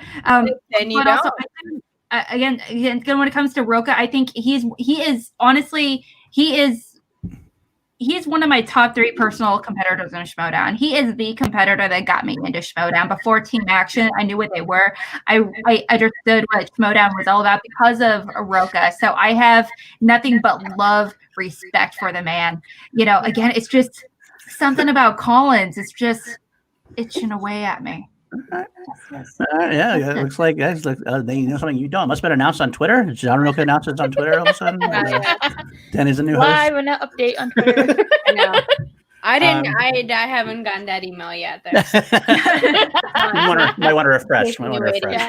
But either way, it's going to be a good round of good sweater matches. I do think it's going to be a good match. That's probably my most anticipated match. I'll definitely say that because I definitely want to see where we are with that one. So, but without further ado, we should go into the pay-per-view. The pay-per-view that's going to be coming this Friday. Let's talk about the undercard first. I was announced. I was a little kind of, I don't know if surprised is the right word, but I was happy to see. We got Janine the Machine versus Warfather. And this is just a match. We're just getting, I don't know when I say it's just a match, but it's no tournament, no anything else. It's just a regular Schmoedown match. And that's actually, in a way, a little bit refreshing in a way. It's kind of a nice, fun match to have. You got 2 great personalities. Janine is an awesome personality, fun as hell. And the Warfather's funny as hell. So putting these 2 together seems like a great way to have an undercard for a match. It's not going to be something that tries to, you're not going to have nobody's coming out saying it's the co-main event or anything like that. But it's a fun match. This is what you want from an undercard, a kind of warm-up match. I love this match for a lot of different ways because, like I said, Warfather always entertains me. I know that. I love Eric. He's funny as hell. So I really want to see Janine get a good win. I think Janine can get a solid win. I'm going to predict Janine because I think her time is coming. This is a good way to start a run for Janine. I think she's solid. I think she's ready to go. And it's no disrespect meant to Warfather, but Janine has been looking like had this chip on her shoulder for a while. I think this is where it starts. That's my call, and I can't wait to see it. What about you, Danie? You seem chomping at the bit there. I agree completely. I think it's time to see a Janine run. I think we've waited for one for quite some time. We all believe in her. Everyone here knows that Janine can do well inside of the Schmoedown. Talk to the generals. They named me, not me. I didn't even goodness. But also, and Eric is a fun character. That's a lot of fun too. I think the Warfather is so much fun to see, and he's done so well with that. I love that that's the only thing that we've seen about it. Sometimes we can always see the difference between John Roka and the Outlaw. You can't really tell the difference between the Warfather and Eric, and I think that's what's fun about that character. So it'll be fun to see him play into a match. It was really fun for me finding out about this match because it was just the thumbnail for it was just that promo that had popped up inside of our C2A chat, and I was like, what? Like, is this a real this is a real match? Like, this isn't a tournament. Like, what is this for? This is amazing. So I was super pumped to get this match because I'm really excited to see Janine play. So I think that she will do well, and I really do hope that this does start the streak that you're talking about because we need to see it. Indeed. What about you, Kels? What do you think on this one? I was super excited to see the post because I love both these competitors so much. Eric is so entertaining, so fun, great guy. I've talked to him a couple times. He is awesome. I'm excited to see him I miss the Warfather so bad. War Daddy. I miss getting to see him on screen. But I totally agree that I love Janine. She is destined to do great things in Schmoedown. She just needs that spark to set her off on her winning streak. And this could be that match. And I would love to see just the machine run. You know what I mean? It's time. It's long overdue, and I'm excited for it. Agreed. Alex, what do you think? Yeah, wherever everyone's saying, honestly, it's Janine. Okay, so I do think this is going to be the match that we've talked about. It's going to be her year and everything. Unfortunately, she did have a loss earlier this season, but I do think, walking away from this match, I do think she's a much more confident competitor. But also, I think she's much more of a strategic and knowledgeable competitor. Now, we only have seen technically 2 matches in 2 different leagues with Warfather, obviously. But he's from what we've been told, he is all about the character and everything. He's getting introduced in Schmoedown. He's not hungry for it, all that much. And, Janine, however, she's in, baby. She's so flipping in. And I'm excited. I would love for this to really kind of kick her off for, really great season. And also, I do think personally, especially after Guy's match against Ben, we might see her, be Ethan Irwin's teammate here in the team's tournament potentially. So if this could be like a really quick reminder how amazing she is to make her be like a really great teammate to Ethan, so here for it. She deserves it. She deserves love. She does. She's amazing. All right. Okay. All right. Well, then let's move on and talk about the big match. The big match. Bateman Myrtle 2. Now, I can't talk about this match without saying a little bit of precursor. I do think that it's unfortunate that we're getting it this way. I mean, Bateman Myrtle 1 was still, to me, the match of the year. Even after everything I've seen, it was a great match. 2 competitors at the top of their game, full on in each other. Ben losing by a sliver. To have it now digitally after this, it doesn't seem like it does it justice. And I know it's nothing that they can do, nothing that Schmoedown can do, and show must go on. We got to continue to do things. But I do think we have seen that the digital format has hurt Ben quite a bit. Ben seems to feed off the energy, seems to feed off being in the studio. He does really well still. Against Guy, he pitched a perfect game. That was not talked about by almost anyone. Like, the story was Guy and his category and everything else. And nobody mentioned that Ben had a perfect game. 100% game. And that's not something that happens a lot, like twice, I think, in the whole thing. Like, he's been completely perfect like that. At the same time, I have to predict Dan. And the reason being is that Ben has said himself on action streams and things that he hasn't been going to movies because obviously no one's going to movies, but that has kind of dulled his edge, so to speak. He just hasn't been in that mindset. He's also one of those people that, like, he said it on one of the action streams as well. He said, the last time he was playing Andrew, he didn't have any of his normal routine. Usually he used to, like, eat his breakfast, he'd go do his run, he would get set up at the studio, he would ask questions. He was doing like work all day and then kind of was like, time to roll in and sit down and play. He needs everything at his disposal to beat Dan Myrtle. Dan Myrtle is that damn good that Ben Bateman can't just roll in and he can do that to people. He can roll in and beat people. Dan Myrtle's a different beast, though. He was at the top of his game, played one of the best games I've ever seen him play in Atlanta, and still lost.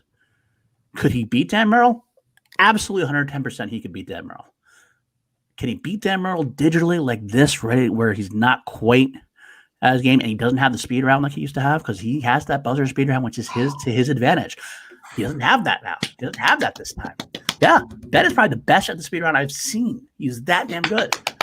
But this time he doesn't have that. He doesn't have that. He has the whole thing where Dan gets to take his time and do what he needs to do. So with that being said, I can't not pick Dan as much as I'd love to see Ben get his belt back. I think he's earned it. He's earned his spot. He's earned his time at the top. But I think Ben is going to have to wait until next season and get to face Dan or whoever in a live event or even in a studio event or something like that before, if he's going to do it. That's got to be my call, and that's what I'm saying. Danie, you seem like you're not quite as sold on that as I am. So let's hear what you have to say. I'm not. So here's the thing. I feel like all of us understand and all of us are sympathetic towards everyone having to adjust into this new type of gameplay. Doing things digitally has not been easy going into this year. This is me like looking at you sideways really quickly, Paul, because I feel like you're giving this more energy than the Action Army Civil War Part 2 match, more energy about online gameplay, because that one I felt like I was not happy about having that one online. But I mean that at the end of the day, it doesn't matter. It doesn't matter. I was not happy about having that one online, so I understand where you're coming from with having these certain types of matches online. But what you were saying about, now I feel like we're on Schmoedown right now. What you were saying about that was that the digital gameplay affects Ben, and that's where you think that Ben is going to lose. And I know that we've said, here we go. I know that we've said, like, on throughout this entire show that we give people some leeway because of the type of gameplay that they have to play digitally. But Ben's already done this before. I don't feel like that's a good excuse for Ben. I don't feel like doing things online is a good excuse for Ben, because I think Ben is a well enough player now to move forward and because he's already done this a few times. I think, yeah, it's shitty that he has to do it, and that's going to be a crutch that's going to be on his back. But can this continue to be an excuse for poor gameplay? I don't think it can be at this level anymore, especially with a game player like Ben Bateman. I yield my time. Well, excuse is one and thing. yielding the rest of her 4 seconds, guys, coming in hot off of our debate. Danielle is, clearly after her, loss in the Schmoebates winners tournament against Bibbs, obviously she is ready for that win again and going against Kelsey and Paul. You guys, I'm super excited to find out who the winner is. You can find out in just a few minutes, so stay tuned and don't forget to vote below. Thank you, Jake Yakubeta, for putting in that link. Alex is on autopilot all of a sudden. No, but my point for it is, like, how long can we use digital gameplay as an excuse for someone not playing well? I think Ben Bateman is past that excuse. I don't know what's an excuse. I think that he can do well. I think it's the bummer that he has to play digitally, but I think that he can. I think that he can do well. I personally, who do I have? Do I have Ben or do I have Dan? It's very hard for me to choose. I feel like Dan has the momentum. I think that Ben has the drive. I know that sounds negative towards Dan in a sort of way, but that's not necessarily how I mean it. I'd be surprised either way that it goes. Overall, I think that Dan is going to keep it. But I don't. So after all that, you're both still saying what's your answer, Danielle? What's your answer? But I don't think that the digital gameplay is going to be. I don't think that the digital gameplay is going to be what gets in Ben Bateman's way. What's your answer, though? I think that Dan Murrell is the better player, so I think that Dan Murrell is going to be the one to keep the belt. Well, I would just real quick before Kelsey and I have to go on. I just want to push back a little bit. I'm not saying like that if they were playing live that Ben would win. I just think that Ben stands a better chance in that thing because he just loses his weapons. He loses his weapons, and that's not an excuse. It's just some people play the game differently. Ben's an in-your-face player. It's hard to be in your face when you can't do anything. You're at home. It's a different kind of game. Whether it's not an excuse anymore. It is what it is. You have to have your weapons, especially against a Dan Murrell. Against an Andrew Guy, again, he can do that. He can kind of rule and not be and he cannot have all his weapons and still play a good enough match to win. Against a Dan fucking Murrell, he needs everything at his disposal. Yeah, I agree. No, you're right. He does need everything at his disposal to beat Dan Murrell. I don't think that Dan Murrell would get shaken up by Ben Bateman's head games in the studio. Well, that's kind of true too, because Ben doesn't do his head games as much against Dan Murrell because he's a faction mate. He's friends. You saw that in Atlanta too. He didn't do half the shit he does against Bibiani. But I've talked a lot. I know, Kelsey, you're ready to go. Kelsey, give us your thoughts. I'm ready to go. Kelsey, you have 1 minute to make a I have 1 minute. I got like 12. You have 1 minute. You know what? I'll give you 1 minute and 30 seconds of additional time, y'all, for this episode of Schmoebates Live. Okay. We have a 1 minute and 30 seconds of additional uninterrupted time to go into Kelsey to let us know who's going to win in the match between Ben the Boss Bateman versus Dan. I won a Schmoebates match. Thank you very much. It just doesn't count. I would honestly, God, love to see like a three-way Schmoebate match. I'm kind of curious what that would look like. Would you guys be okay with that? Would you guys want a three-way Schmoebate match between everyone here? I wouldn't mind. That'd be interesting. I don't know how it would happen, but it sounds like a fun time. A lot of yelling. There's definitely a lot of yelling. Definitely melodium. Anyways, Go ahead, I Kels. have been winning this Okay. because I do, shocker, I do Team feel Crater.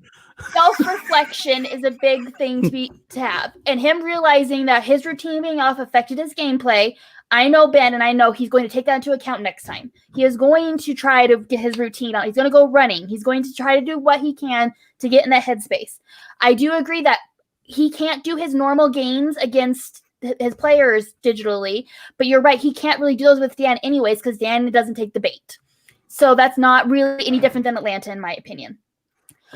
I feel that he would still do just as well in the speed round because, okay, yeah, he's beating them. But the thing is, like, that's because he's pulling them so quick. So he's going to answer all questions correctly if he knows them. So he will get all the points in that round if he knows them because he can just go because he's fast at it. But the difference is that Dan gets no points that speed round. This way he does. But here's the thing, though. Dan did not do very well in the speed round on the teams match. He did okay. He just missed one. Oh, he missed one. Roka kind of carried Dan on the teams match a little bit. Like, I mean, not carry, that's not the right word, but he was a stronger player than Dan in that teams match. He got more points correctly. You're not entirely wrong. The speed round itself, Dan missed one. And in the old speed round, Dan he didn't answer one. I thought he got one wrong as well. Then he lose like 2 points? Because that was the round that changed. I thought Roka did worse in the speed round. I'm talking about the whole match, though. The whole match, Dan I believe got more wrong than Roka. Because everyone was like, that was the narrative after that match was that Roka kind of was a stronger player in that match. So if we get that Dan Murrell versus Ben, who has had a chance to reevaluate how he needs to go into these matches, like that, I feel like it is up exactly like Atlanta all over again. And you saw how closely that went. I feel like the odds are equal to Atlanta. It just depends on the questions. I feel like Ben is perfectly able winning it, and I have to think he's going to win it. So Okay. That's all right. Yeah, Alex, your turn in the Schmoedown. You actually got a debate now. Throw your hat in the ring. I'll do a timer. Debate. Yeah, there's a reason why I can do a Danie rant timer. That's close enough. There's. All right, you don't get 50 seconds. I can time myself. It's already up there. You're going. Your time's on. Okay. So for this debate, I'm honestly going to go in favor of Ben Bateman for multiple reasons. Reason number one, I think he is in the better headspace than he was before. I think he's also much more comfortable going online now versus before. Last time was one of his first matches of the season in this format. And I think once he realized a lot of the differences physically, being in that kind of different headspace, he realized how that can affect his gameplay. And I think he is quickly adapting. He is studying it appropriately. Also, he trains with Merle very consistently. So he knows his strengths and weaknesses. Now, I also think that Merle, he's top of his game. However, I think he lost last time pretty hectic, and he's like, I'm hungry for it. But when people are that aggressive and vocal about it, they mess up. I yield my time. Okay. Oh, interesting. House divided. Interesting indeed. I'll take this pen. I'm also pissed that this is working. But also listen to people who were on the side. Neither of them said that the digital gameplay is going to mess up his game. He's never going to say that. You think he's going to say that? You think Ben Bateman, the master strategist, is going to go digital wheel or the digital stuff is just shaking? I'm sorry, No, Paul. it's against you, Paul. Also, we're done with your time. You already had your closing statement. Okay. I'm pulling it up too. I can't see it with it. I can't even see, unfortunately. Okay, so the chat agreed with me that they both didn't do well in the speed round. Okay. So I was correct in that Dan he missed one and passed on one. But how many points did he get? I also realized I am blind. Where are my glasses? I need to get Where are my glasses? Okay, Kels, what do you think? How many points did he get in the speed round, Dan? What does something say? Yeah, you know what? This is coming down. It's too big of a. Ryan in the chat says, how does it work? Passed on one, and each got one incorrectly. So from the 5 points available, one was passed, 3 correct minus 1 wrong equals 2 net points each. So what I would say is he didn't do great in the speed round. True, but I still think but the difference is he would have had 0 points in the other kind of speed round. Like Ben swept him last time in the speed round, I believe. That's a big difference when you come down to losing by 1 or 2 points. That's huge. This is also a very different format, obviously, when it comes to the speed round. So we can't really compare the physical format, being in Atlanta versus digital. Now, true. I do think, though, is that something to remember is that, this is definitely, like I said earlier, this is a new format for all of them. But also, I am kind of curious about, again, the headspace between the two. Dan Murrell, he's not, as from what I remember, he's not home. He's in Arkansas, but maybe he's back home now in California. I don't know. So, what do you do if you have nothing else to do? You study, in his case, maybe, and and watch anime. Like you said, for his anime show. I think Dan Murrell so to go forward and beat Ben in this. Truly, I do. I think he's already. That's true, Chris. It's very true. Thanks for giving it to us. I love it. Call to action. The hottest mess with an award. It's not on my shelf. I was going to point to, but it's not on my shelf. It's actually Bake with Mara. That's what we're doing. So we're baking with Mara. All right. So I mean, I get your guys' points. I get your points, but we have But at the end of the day, it's going to be a good match either way. Even like I said, even if Ben loses and Dan wins, like I think it's going to be a good match. It's not going to be any kind of TKO this time or anything like that. It's going to be a close victory. And hopefully I'm wrong. And Ben has a solid match. He's got his energy back, or he's got his edge back, so to speak, as he said. And he'll do exactly what you said. Maybe he'll do the bike ride. Maybe he'll do the focus stuff. And I mean, he wants the belt back. He definitely wants the belt back. So I mean, it's going to be good though. I think it'll definitely be a fun time at the very least. So. Well, all right. Anything else on that match before we move forward? I want Ben to win. I just want to say that I want Ben to win, but I think that Dan is going to win. But Action Army, don't give me heat for not picking Ben for this one. But I do want Ben to win. I believe in you, Ben. I am sad to say that I am Team Traitor for this case. This is the only case I will say that, because other than this, no. No way. It's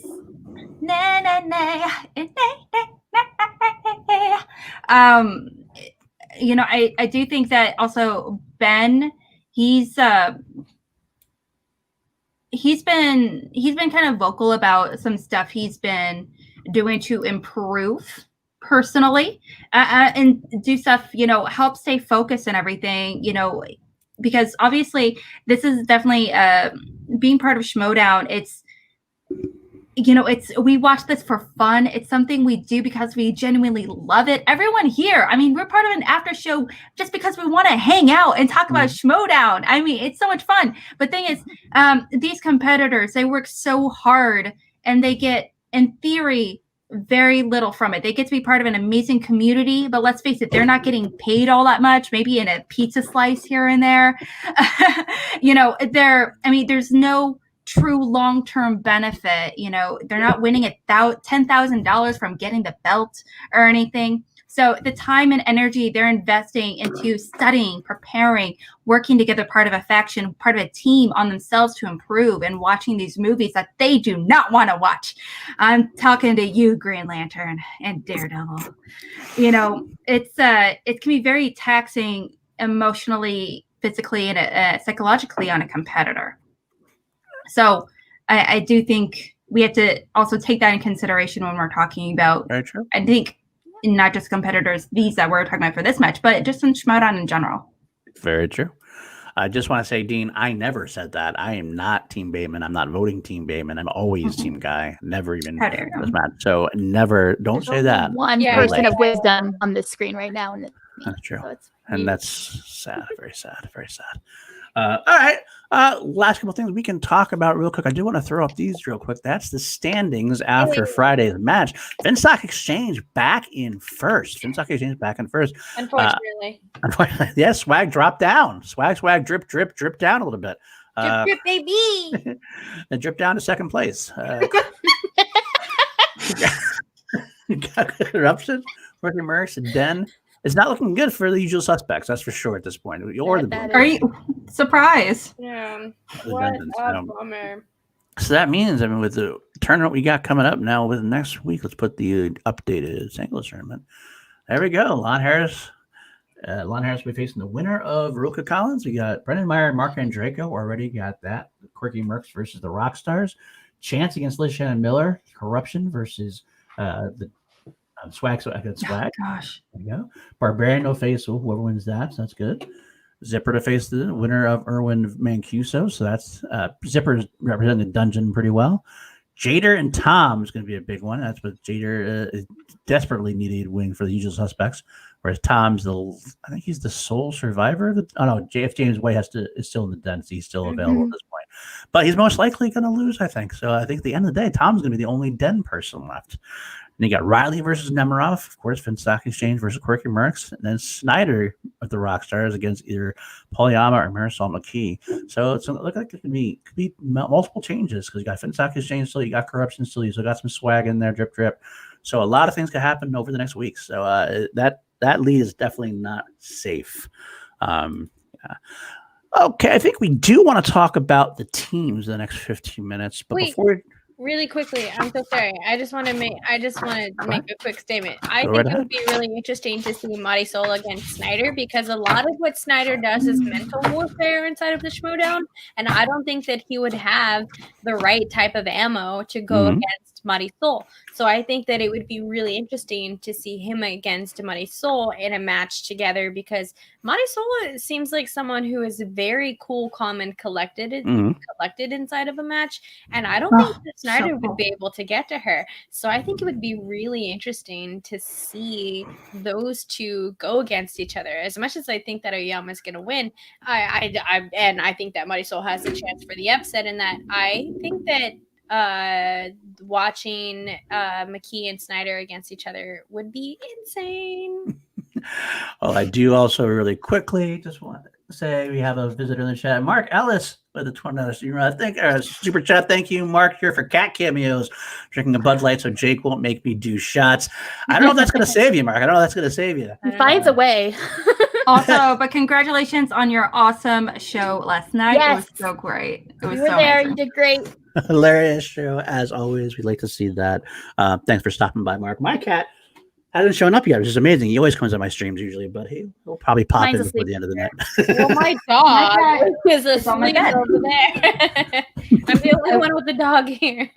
I just want to let him know, Mark. Mark, we did not go live. We did not go live like the Gucciverse did during your show. Just so you know, we moved it for you. We moved it for you, Mark. You're welcome. Just saying. Because clearly everyone would have come over to ours and they would have been like, Mark Ellis. All right. Real quick, before we talk about predicted teams, let's just talk. We had the SEN Live just debuted their new show lineup. Obviously, SEN Live didn't change. They're going to be Monday through Friday, but some good things were kind of cool announced. This is what I want to talk about definitively. Rachel Cushing is joining Ben Bateman on Schmoedown backstage, and that to me is awesome. It's going to be great on so many different levels because you have, Ben and Roka always have a good camaraderie, but it's going to be nice to see different, instead of just having the Finstock Exchange podcast, which a lot of people have not liked. And there's nothing Ben and John could do about that. They're both in the Finstock Exchange. It's just how it worked out. But getting that new camaraderie, rapport between each other, that could end up leading the show in many different directions, and I am here for it. Getting Rachel back in any capacity is what I'm here for. Also, she's so knowledgeable with the game. She's such a sweetheart, so powerful a woman. I can't wait to see what she has to say about this level of the game and where we're going to go with that. I think it's a great pairing between Ben and Rachel. What do you guys think? Alex? I don't watch backstage all that much, to be completely honest. It's just like it goes on at a certain time where I have other things going on, so I can't. I usually catch up on a handful of episodes like later on in the week, that kind of thing. However, I might have to make it a priority because it's Rachel. Now, no slap against, Roka or anything. It's just like, I know what I'm getting into when it comes to those, Ben and Roka coming together. They're pretty fantastic, but they're both bold, they're loud guys. They're gonna tell you exactly what they're thinking. However, someone like Rachel, she's very strategic, she's methodical, she is not always going to tell you exactly what she thinks. And I love that about her. And she's very chill. You're not going to get to her. And she is so funny. She is ruthless when she wants to be. And it's almost scary. She can be. So I am scared to see some of these come out. I just look at the female perspective on there too, which is great to see that as well. Danie, what do you think about this pairing?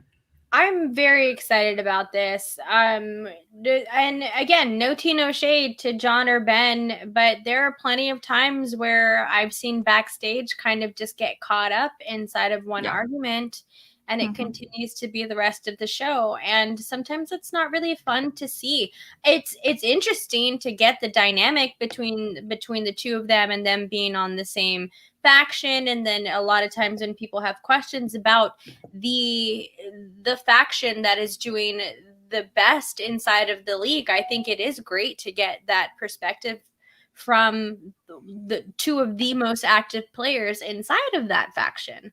So I think getting that little bit of an insight has been great, but I think overall, like, as a fan, I want more from backstage than what that was. So I think this was a good decision overall. You know, I wish John nothing but the best. And he's doing so good with his own channel, like the content that he's putting out. Alex bringing you on to Mornings with the Outlaw, doing the show with Laura Kelly, his show with Dorina, like everything that John is doing on his channel, he's doing so much over there. Like his stuff with Winston and Jay, like he's doing a lot of work over there. So how do they do it? He's got his shit covered. I want, me as a fan from backstage, I want a little bit more. And I think that Rachel Cushing can give me, the type of fan that I am, that. Because I think that her and Ben are both extremely knowledgeable about the game. I think that they both have two different aspects of the game. Also, I agree with what you were saying, Alex, about getting into heated arguments. I don't think Rachel will get into those type of heated arguments that completely take over the entire episode. And I feel like that's happened sometimes on backstage, as much as they try, and much credit to them, because they really do try not to do that. You hear them try to walk themselves out of these particular arguments, but sometimes it just happens to come back. And I don't think that Rachel will let that happen. So I'm really excited to see this from that sort of angle. And that's just kind of me giving my truth about backstage. I'm excited to see it. I think having a female's perspective is going to be great. I think having a champ's perspective, they're both champs, I get it. But I think having Rachel Cushing, the Crusher, it would be a great perspective on that. So I'm really excited to see her come back into the league in this aspect. So, woo! Great job, y'all. Sweet. And Kelsey?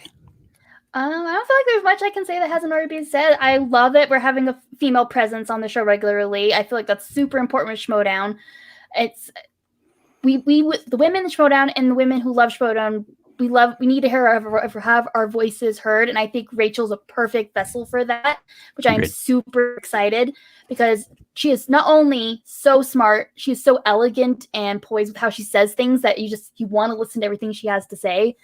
And also, I love the perspective of a player that isn't actively playing, so you kind of get that outside perspective too, that someone's not stressing about gameplay every day, how things look from the outside as well, which I think is going to be a fantastic take. So I am excited. I think her and Ben's chemistry and energy is going to be really good on the show. And I am like Alex, where I haven't been watching very much regularly, just because it kind of feels like the same stuff every time. I'm really, really interested to see what happens, and I will be checking it out. Excellent. Real quick, but Jake wants to say much love to Leo Logan and all the work he does for the Schmoedown wiki page. That is very true. That wiki page, I find that to be a resource I use quite a bit. So much love, Leo. Great work. The Collider wiki that we're always talking about. Yeah, the one we always get our stats from. That I cannot say like how much work goes, like applause. I'm sorry, I lost my train of thought. No, it is. Mark Ellison astute, and I lost my train of thought. No, it's true. The female perspective is awesome, and I think it's going to be great. So I can't wait for that as well. Leo has done a great job on that wiki page. I use it all the time, and he is so Leo, really, really good work. So.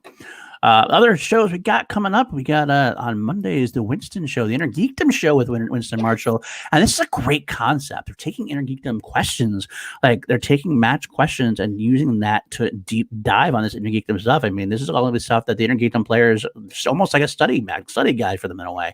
I'm interested to see how that's going to work. I don't quite can't see quite how it's working out, but I'm very intrigued. Winston is a great personality, especially when it comes to this kind of stuff. He's a champion of all this kind of stuff. He has such a funny presence about him. I think he's going to be hilarious. I think this could be a top show. What do you think about that one, Kelsey? You're down your head, so I want to go right to you. I think it's probably the show I'm the most excited for. As you know, like Inner Geekdom's kind of my jam a little bit, and so anything to like get to deep dive in that world and get to hear more thoughts and opinions on it, I'm here for. And then Winston, drip. I'm never not going to watch something he's on, so I will be there every Monday. That's going to be I'm not going to miss that on Monday. Definitely. What about you, Alex? On that one, I think it's going to be a fun time. I am also really curious what time this is going to really go on as well. I am really kind of curious, what kind of guests we're going to have on this. Are we going to have IG competitors in particular? Also, I would love to see him. I would love to see like someone like Brandon Hanna come on the show, and I don't know if it's going to be on character or not character. It's going to be so much fun either way.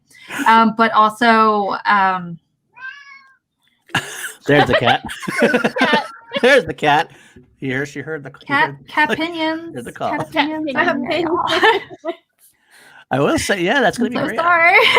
But I think it's going to be really great. I am kind of curious if it's going to be more focused on the IG thing as well, but also I would love to have people come on and talk about the slices that can be added, movies that can be added, why isn't the Alien franchise or Terminator franchise on the wheel? I need to know. Give me answers. Good question. I know we've already had some people say that. I've wanted some people who have come out, and I've already seen like Brad Gilmore and Ben Goddard have been in chat saying, put me on when we talk about this episode, or when we talk about Back to the Future, I want to be on. We talk about this, I want to be on. So people are already chomping at the bit, so it should be a lot of fun. Back to the Future, whatever. But I need a little more.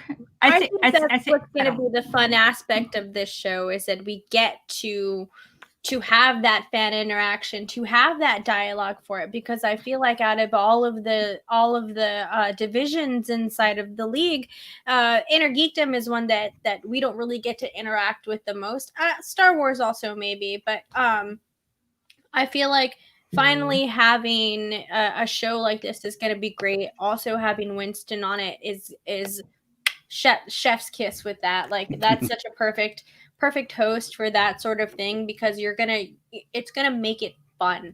It's gonna make it fun because we know Winston, anything that Winston touches turns to gold and just instantly turns into fun. So that was such a great idea to put Winston in and give Winston the show for that, because it's going to be interesting for people like Kelsey who are super into the Inner Geekdom, just the movies and the categories and just like all of that stuff. It's going to be great for people like Alex who need more of the technical aspect of what's going on inside of the Schmoedown and what's going on with the division itself. It's going to be fun for someone like me who is tiptoeing into this world, who doesn't really venture much into the Inner Geekdom world, but is really loves that personality. So that personality is going to draw me into that show. This is such a wonderful concept for a show. You all know, like, I throw pitches into the show like nobody's business. I wish that I could come up with a great baseball reference joke right now to talk about how many pitches I throw into the C2A chat for shows and upcoming ideas. And this was something that I would have never thought of, and I think was a wonderful idea. So I am super. Just so happens, Danie, we may be able to use your pitches. Because Mark didn't get a chance to book the SEN show. He's hoping we could talk with Mark. We can get Mark a show on C2A possibly. Some of Danie's got some good pitches. We'll talk, Mark. We'll get into the end and we'll figure out what we can do. We'll squeeze you in somewhere, I'm sure. We'll figure it out. Also, real quick, I want to say Joseph Boros, the prince that wasn't promised in the super chat there, here for C2A, but extra excited for Mark Ellis being in the chat. Love you, Joseph. Joseph, a great guy. Great man there.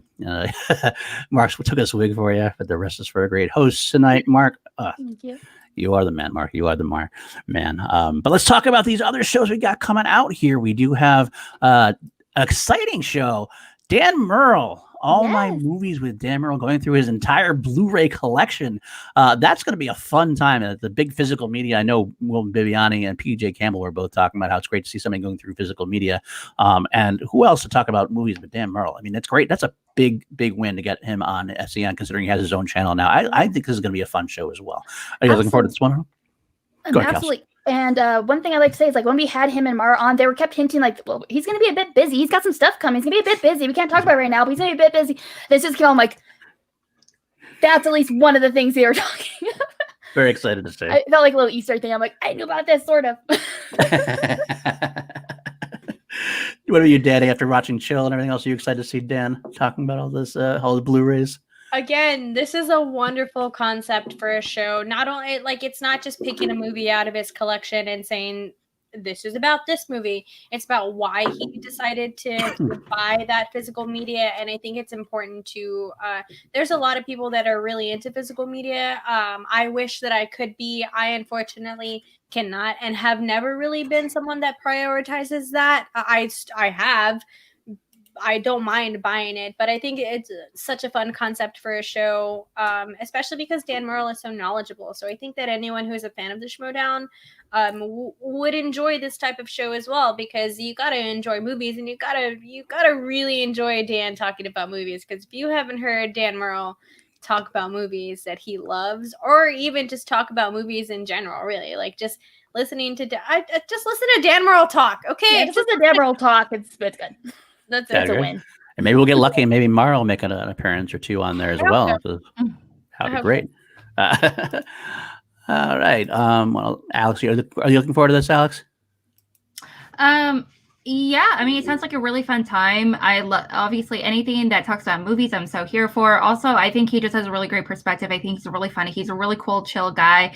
Any videos I see on his channel are always like really genuinely funny, and he's just a cool dude. I don't care about physical media. I understand why it's important, but thing is, I don't even have a DVD player or anything along those lines. I just don't want to have a lot of that stuff. I just don't want to have it in my house personally.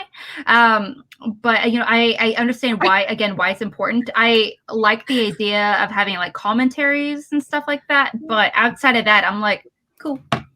For me, it's more about being able to watch it again. Like I didn't realize, because I have all 8 Potter movies on Blu-ray, and it wasn't until they took them off of the HBO Max that I was like, oh man, I missed one movie. Oh, I can actually go back and watch that right now if I want.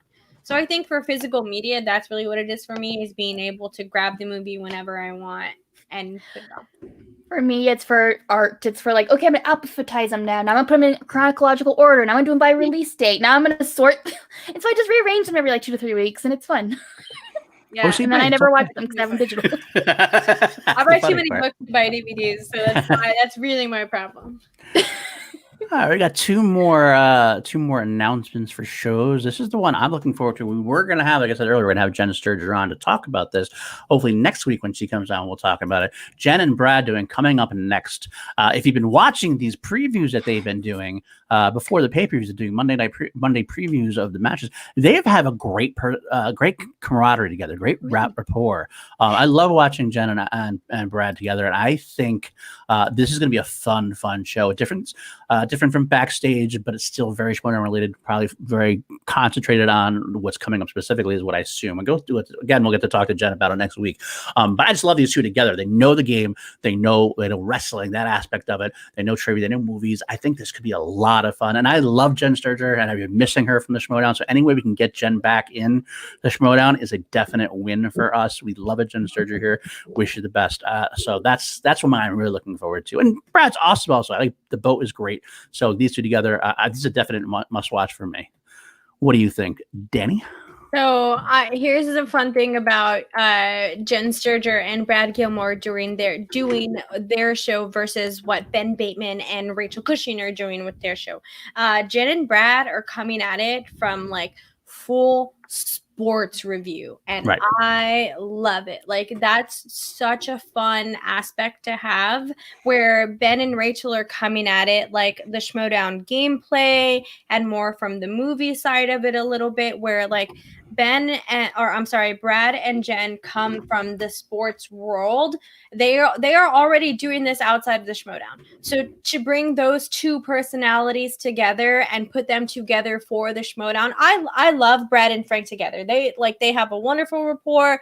Love the Rundown boys are OGs in the game, all of that good stuff. But I love Brad and Jen together. Yeah. So much. I almost said Jessica. I love them together so much because they work so well off of each other, and they have like those personalities that are perfect for that type of stuff. And so I absolutely adore, I adore them. Texas. What about you, Alex?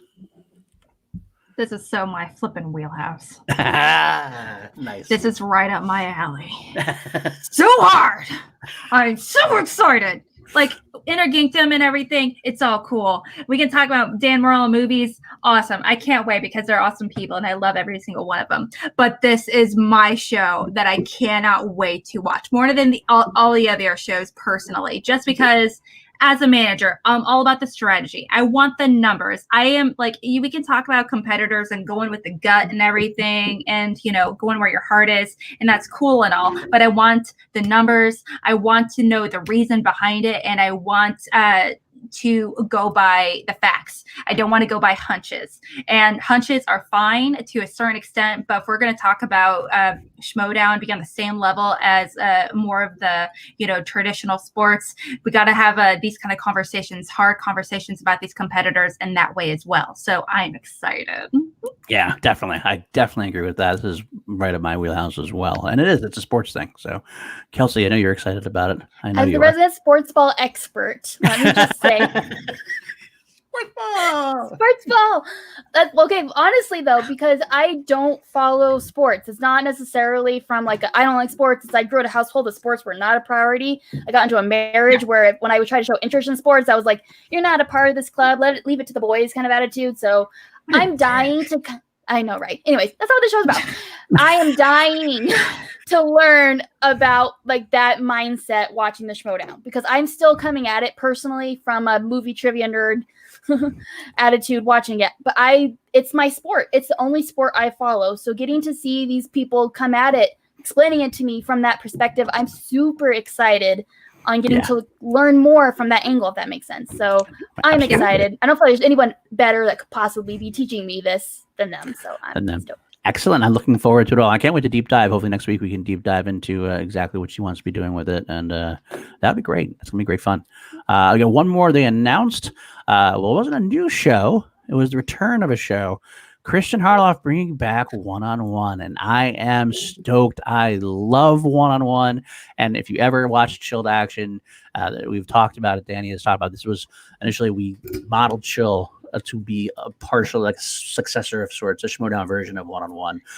We obviously adapted and changed it, and it's not nearly the same show as it is now. But this was the beginning for us, and so I can't wait to see what Christian can do. These are some of my favorite episodes when we did this with Collider. He did some great work, and he's already starting with the kid from Cobra Kai. These are great. Christian just knows how to interview people, knows how to draw people out. These have always been must-see for me as well. So this is going to be great for me. I'm looking forward to this one a lot too. And anybody else excited about this one as well as I am? This is the one that I'm the most excited for. Like Paul said, Chill, the whole concept from Chill came from one-on-one. The idea of having a sit-down conversation, just a super relaxed environment. I loved what he did with that. I agree with Paul. I think that Harloff really knows how to speak to a guest and how to bring out a good conversation with someone. And I think that he, everyone progresses. I can't think of words right now, like within themselves and what they do without their career and stuff like that. So I think Christian Harloff has definitely cut like one-on-one. I think has already been like over a year since Second Date. That's what Chill is. I think it's been maybe over a year since we got the last one-on-one. And I say that now. It's somewhere in there. It might be less than that. It's probably less than that. But and it's been a few months since we've had the last one-on-one. But I think that Christian Harloff has really kind of come into his own with establishing SEN and especially the morning show, the daily show, SEN and stuff like that. So I think it would be really interesting to see him interview people now. That's where I come from, stuff like that. I like to see how people interview versus how the interviewee responds or the stories from that. I like to see the dialogue between people. And that's what I've always loved about Christian Harloff, is that I've always thought he's done really well with dialogue between people and being able to host and stuff like that. So that's what I'm really looking forward to. One-on-one is genuinely the show that I'm looking forward to the most. Don't get me too excited. Don't get me excited, Brian. Don't get me excited. Paul's got a rip. I might. My desk has just rose about a foot and a half. How about anybody else? Anybody else have to think about this? Kelsey or Alex? Yeah, I am super excited for the show. I love interviews, like not just in the Schmoedown community world, but like if I see there's an interview going on the news that I could catch, I want to watch it. I don't even if I know the person. I'm like, I don't know who this person is, but I want to find out about them, so I'm going to watch it. I love Christian Harloff's one-on-one when it was on. Riley Roundtable, that's my jam. And so I am super excited that it's back. I'm excited to learn more about people that I either know nothing about or I don't feel like I know enough about. Or maybe I feel like I know everything about and it turns out I know nothing. So I am very excited and I will be catching every time it's on because I love interviews. They're polemic. Well, you, Alex? I love interviews. I do like catching snippets here and there.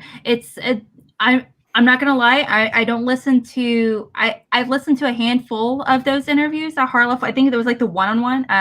Those when it was with Collider. I did listen to a handful. I didn't listen to that many, to be completely honest. There was like the one with Mara though was really great. I love that one.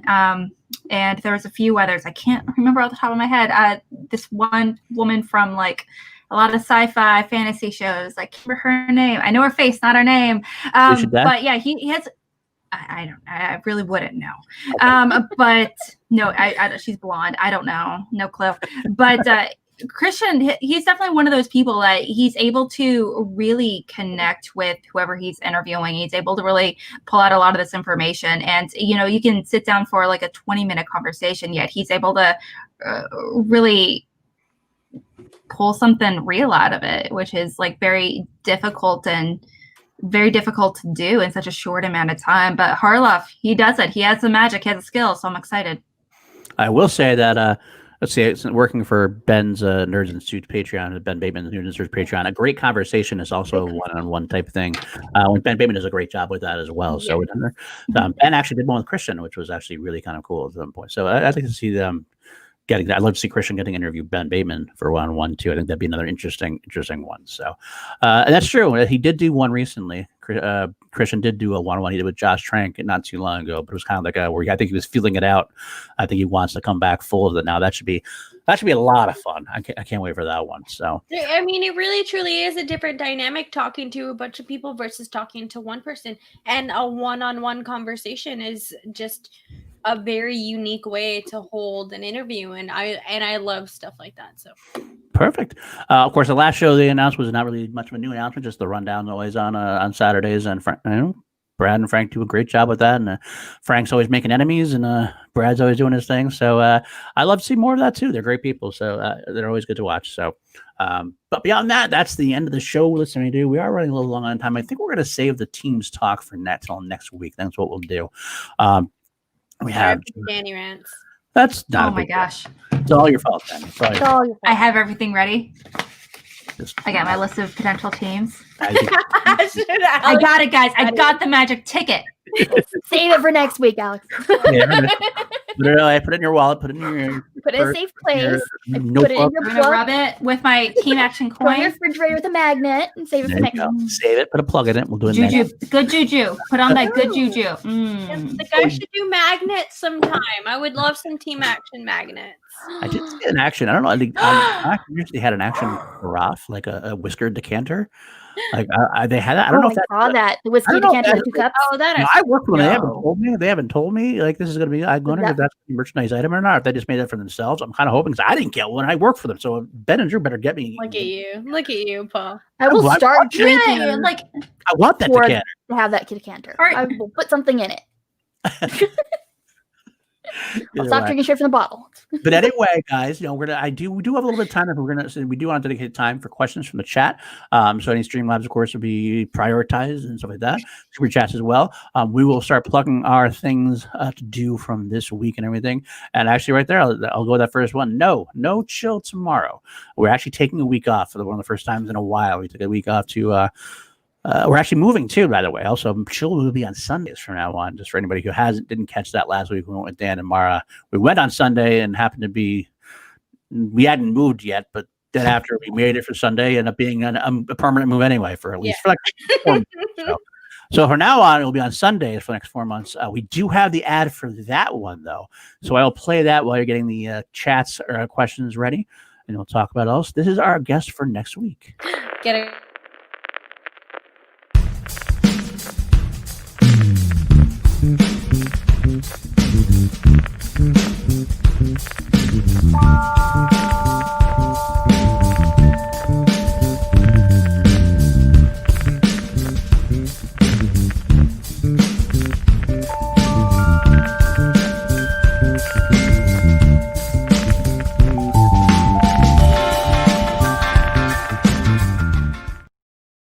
That's right. If Adam does happen to meet John Roca, that's going to be a very interesting conversation to have with him on show. Either way, it's going to be great though, because Adam seems to be a fun guy. I can't wait to get to deep dive in his Schmoedown, his family career, and everything else that he likes, and find out more about him. So that's an exciting one for us. Anything else we want to plug? Alex, you want to plug something from this week? Yeah, actually, this week we're going to be having Schmoebates a wee bit differently. It's actually going to be on Tuesday at 6 o'clock Pacific, 9 o'clock Eastern. So stay tuned. It's going to be themed on the rock stars. So it's going to be real fun, all on a bag of chips. So definitely, or should I say fish and chips, if we're going to talk about Boston a little bit. You feel me? That was awful. I apologize. But it's going to be Tuesday evening, so please come hang out. I have it confirmed with Roxy will be my co-host. Who's going to be our ghost judge? I don't even know. So, and our competitors are TBA. Aggressive. I don't even know who the competiters are. That's good. No. Yeah. We'll find out. You'll find out. Aggressive. I'm scared. And of course, we will be doing Call Live on our new Call Live day. Actually, we did move it yesterday for Mark Ellis' show. We're going to have Call Live on Saturday night as well. And then, of course, we're doing reactions this week. I think I was not around a lot today. We do have a schedule of reactions we're going to try to do. I think almost looks like everyone was covered this week. We're still working on it, but most of them are covered. It sounds like we're going to have a show every day. Show every day. Yeah. So. Yeah, show every day. We usually try to do them. Nothing's scheduled. We usually try to do them a little bit after the match drops. So around 4 p.m. Pacific is usually our go-to time. Might be a little bit 2 hours off here and there. But that's what we can look forward to for that.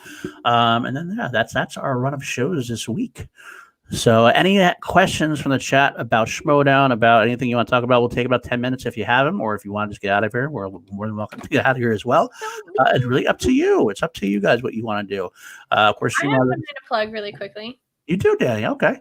I do. So, as a lot of you know, I've been trying to get some stuff out on my own channel. I finally got my computer back. My computer was out for a while. I didn't want to edit on my mom's computer, so now I got mine back. So now I feel comfortable doing that. So go and follow me on YouTube. I am 30 subscribers away from 100 followers on YouTube. I will find a way to put a link in there in just a bit, but follow me on there. I am starting a book club. It is the Padawan Book Club. So if you haven't read a Star Wars book, you can come and hang out with me. I will start you on your Star Wars journey. You can come on my beginning of the Star Wars journey. I'm a Padawan in the Star Wars universe, so I know about it. I don't know that much about it, and I'm really looking forward to really getting more into it, especially with the book series. So if you want to read some Star Wars books with me, come and hang out. You can follow me on Twitter at WatchTheBookPod. Pod. You can follow me on Instagram at Watch the Book Pod, and just look out for updates. I'm going to release a video tomorrow, just kind of updating on my channel, and then I will be going live on Wednesday night on my personal channel at 8 Central Time with instructions and the introduction to the Padawan Book Club. So come and hang out with me there. Sounds great. Sounds great. Of course, I was going to do our personal plugs after everything, but you just jumped in, really unaudible. So you go by your own rules, so that's okay. I was trying to fill some time. I was. Is that what you do? Is that what you do? Okay. At 2 hours and 18 minutes, we definitely need more. My bad. Alice, you said you had something, I guess, as well. Yeah. So I forgot to mention earlier. It was my bad. I apologize. But I'm in the process of really finalizing everything for a little match. Sorry, gosh darn it, flies! They're everywhere in my house. Alice, why are they Girl 6.0. Why? Alice, Everywhere. Focus. Sorry, I apologize, guys. Okay, so here next Friday on the 18th of September, please stop by. We're going to be doing a free-for-all match. It's going to be so much fun. I'm going to be hosting it, but everyone in the C2A family is going to be coming on and co-hosting and reading a whole bunch of questions. The people that are going to be able to compete in the free-for-all are actually people that are in the Action General. So if you are on that general tier, you're more than welcome to come on, sign up to be competing in the first official C2A free-for-all match, I guess. And so, yeah, we'll see how it's going to go. So I think if you have the chops to compete, let's see what you got. I love it. I love it. We'll do it. All right. Well, let's see if there's any questions that I saw. Yes, I don't know if she said it before. Yes, Roxy is co-hosting. That's going to be it. Yep.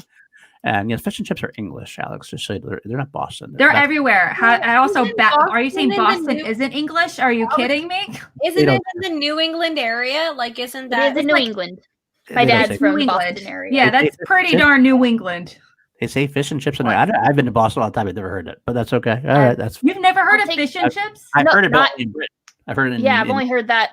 Well, I've actually Boston is in New England. Utah, we have fish and chips. There's fish and chips everywhere, but I've never heard Boston known for fish and chips. I was really the UK. Every time Boston comes up in a conversation, I hear nothing but fish and chips. I don't know. But I thought it was English. But regardless, guys, we're going on. I was gonna make a joke, but I'm not going. More food more food talk. Yeah, that's actually that's one of the reasons why we moved it. I think for Roxy because of the World Girl Tuesday evening. So let's see. What is your favorite Schmoebates match? Do you have one, Alex, that you say is the best one?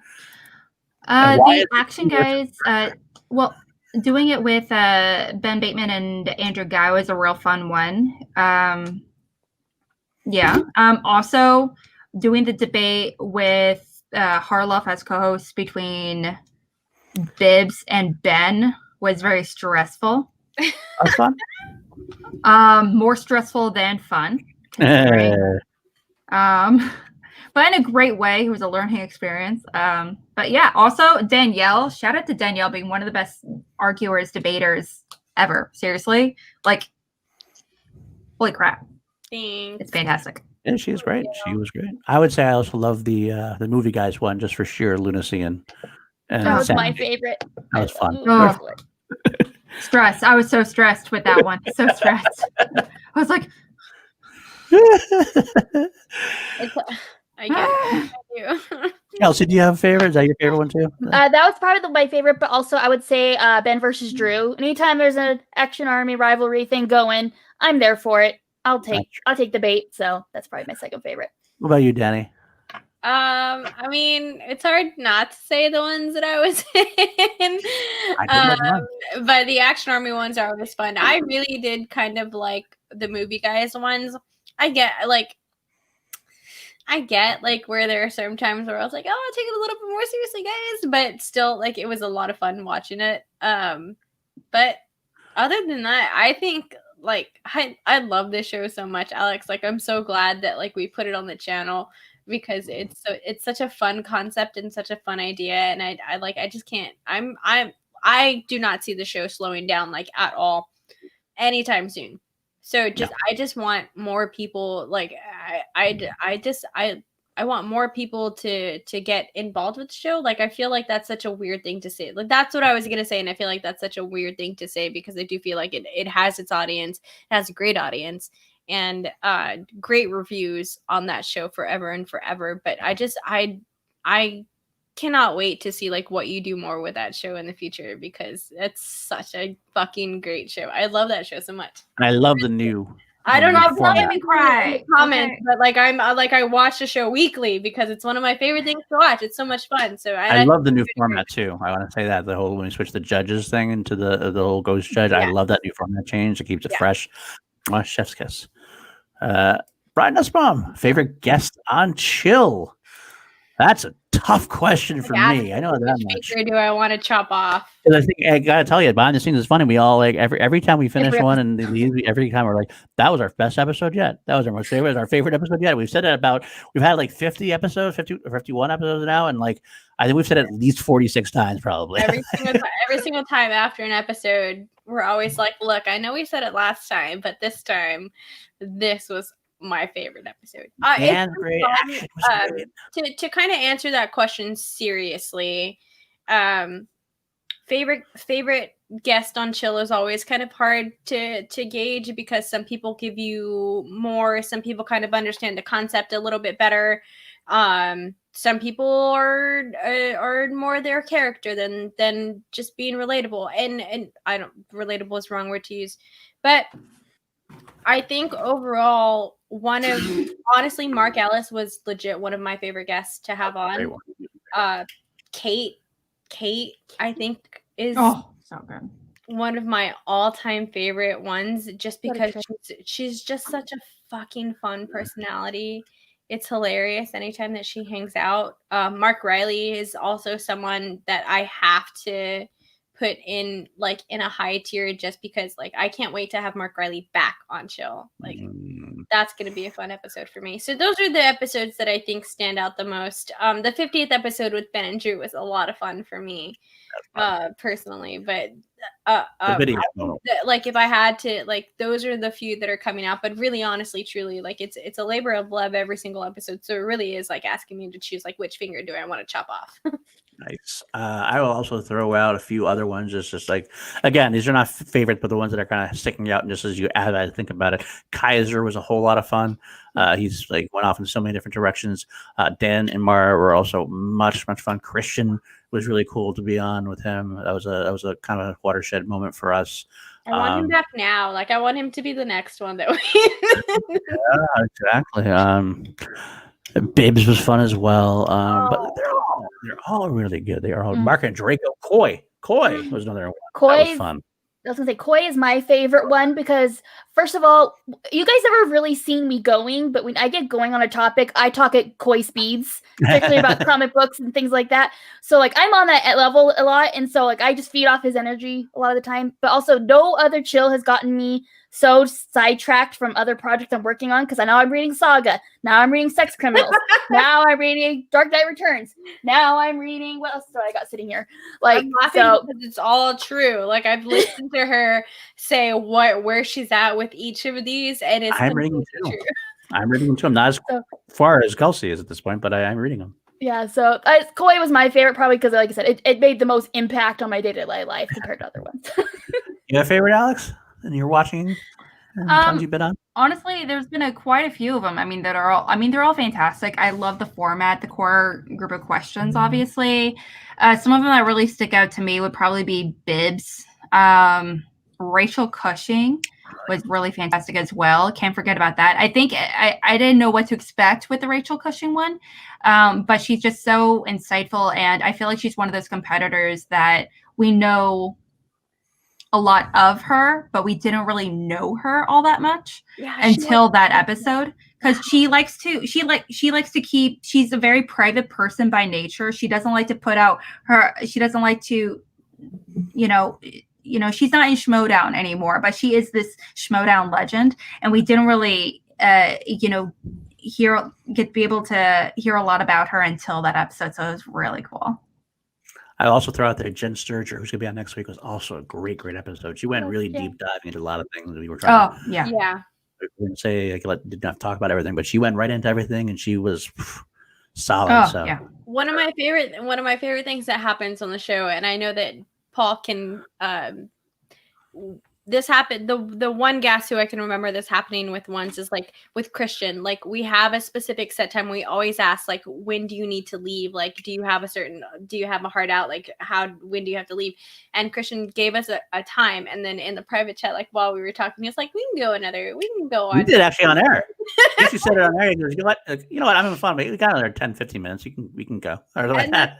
That's always fun to get, because that always kind of feels good in a certain way, because it just makes me feel like everyone, like the guest is kind of vibing. So it's always nice to get that reaction from someone. I love doing the show. I can't thank each and every single one of the crew enough for allowing me the opportunity to put the show on the channel. It was a struggle to get the show on the channel for some time. I'm not going to go into that, but this crew right here allowed me to put it up on the channel. I'm very grateful for that. So thank you all for allowing the show to on. And Paul and Kelsey, thank you so much for doing it with me. I love you all.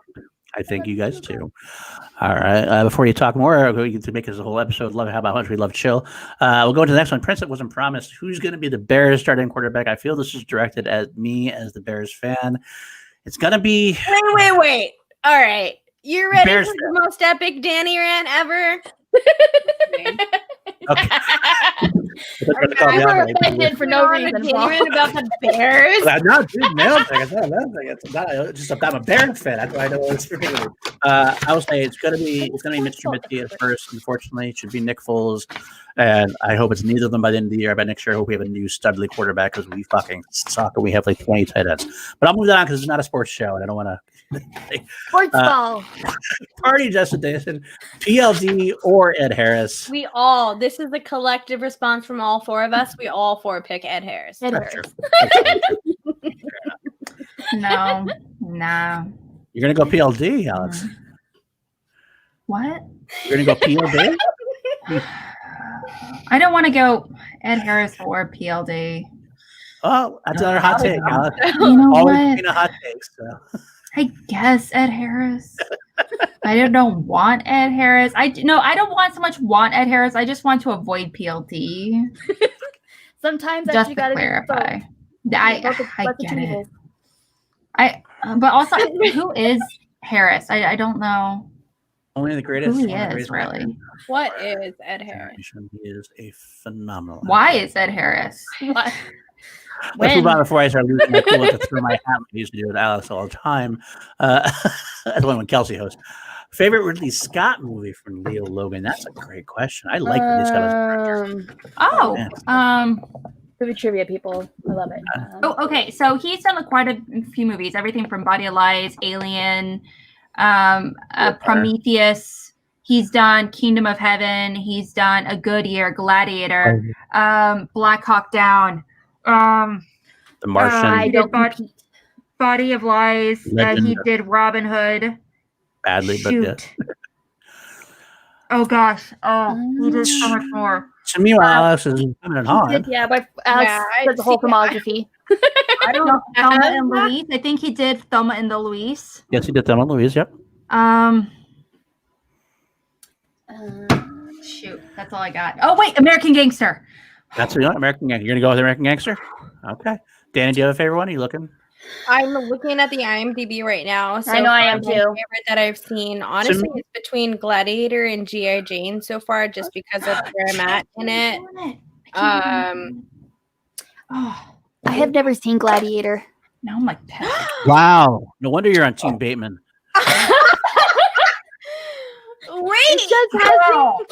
Oh my gosh, Kelsey, you are coming on Cinema Bias. Are you free? I can be free. Are you free? Idea. I be sued on the 22nd. Here's my on the 22nd. I could be free on the 22nd. I love it. I absolutely September 22nd. It's official. We're covering. No. Oh wait. Wait. I've never seen. Oh wait. It can't be that because we're covering. I think Lethal Weapon or Beverly Hills Cop because I've never seen either. Posted. We're gonna deep one of them. It's gonna maybe the 28th or the 5th, guys. Yes. Please figure out on that because maybe we're done. We're done, Paul. Put your headphones back on. It's fine. We're Gladiator. Gladiator. Anyways, I think mine will either have to be Alien, Blade Runner. Oh God. Yes, Alien or Blade Runner, or actually, I think just those two. They're the ones. Alien is probably it, honestly, for me though. I would say it's Alien. Okay, Alien, Blade Runner, or Thelma and Louise. Those are.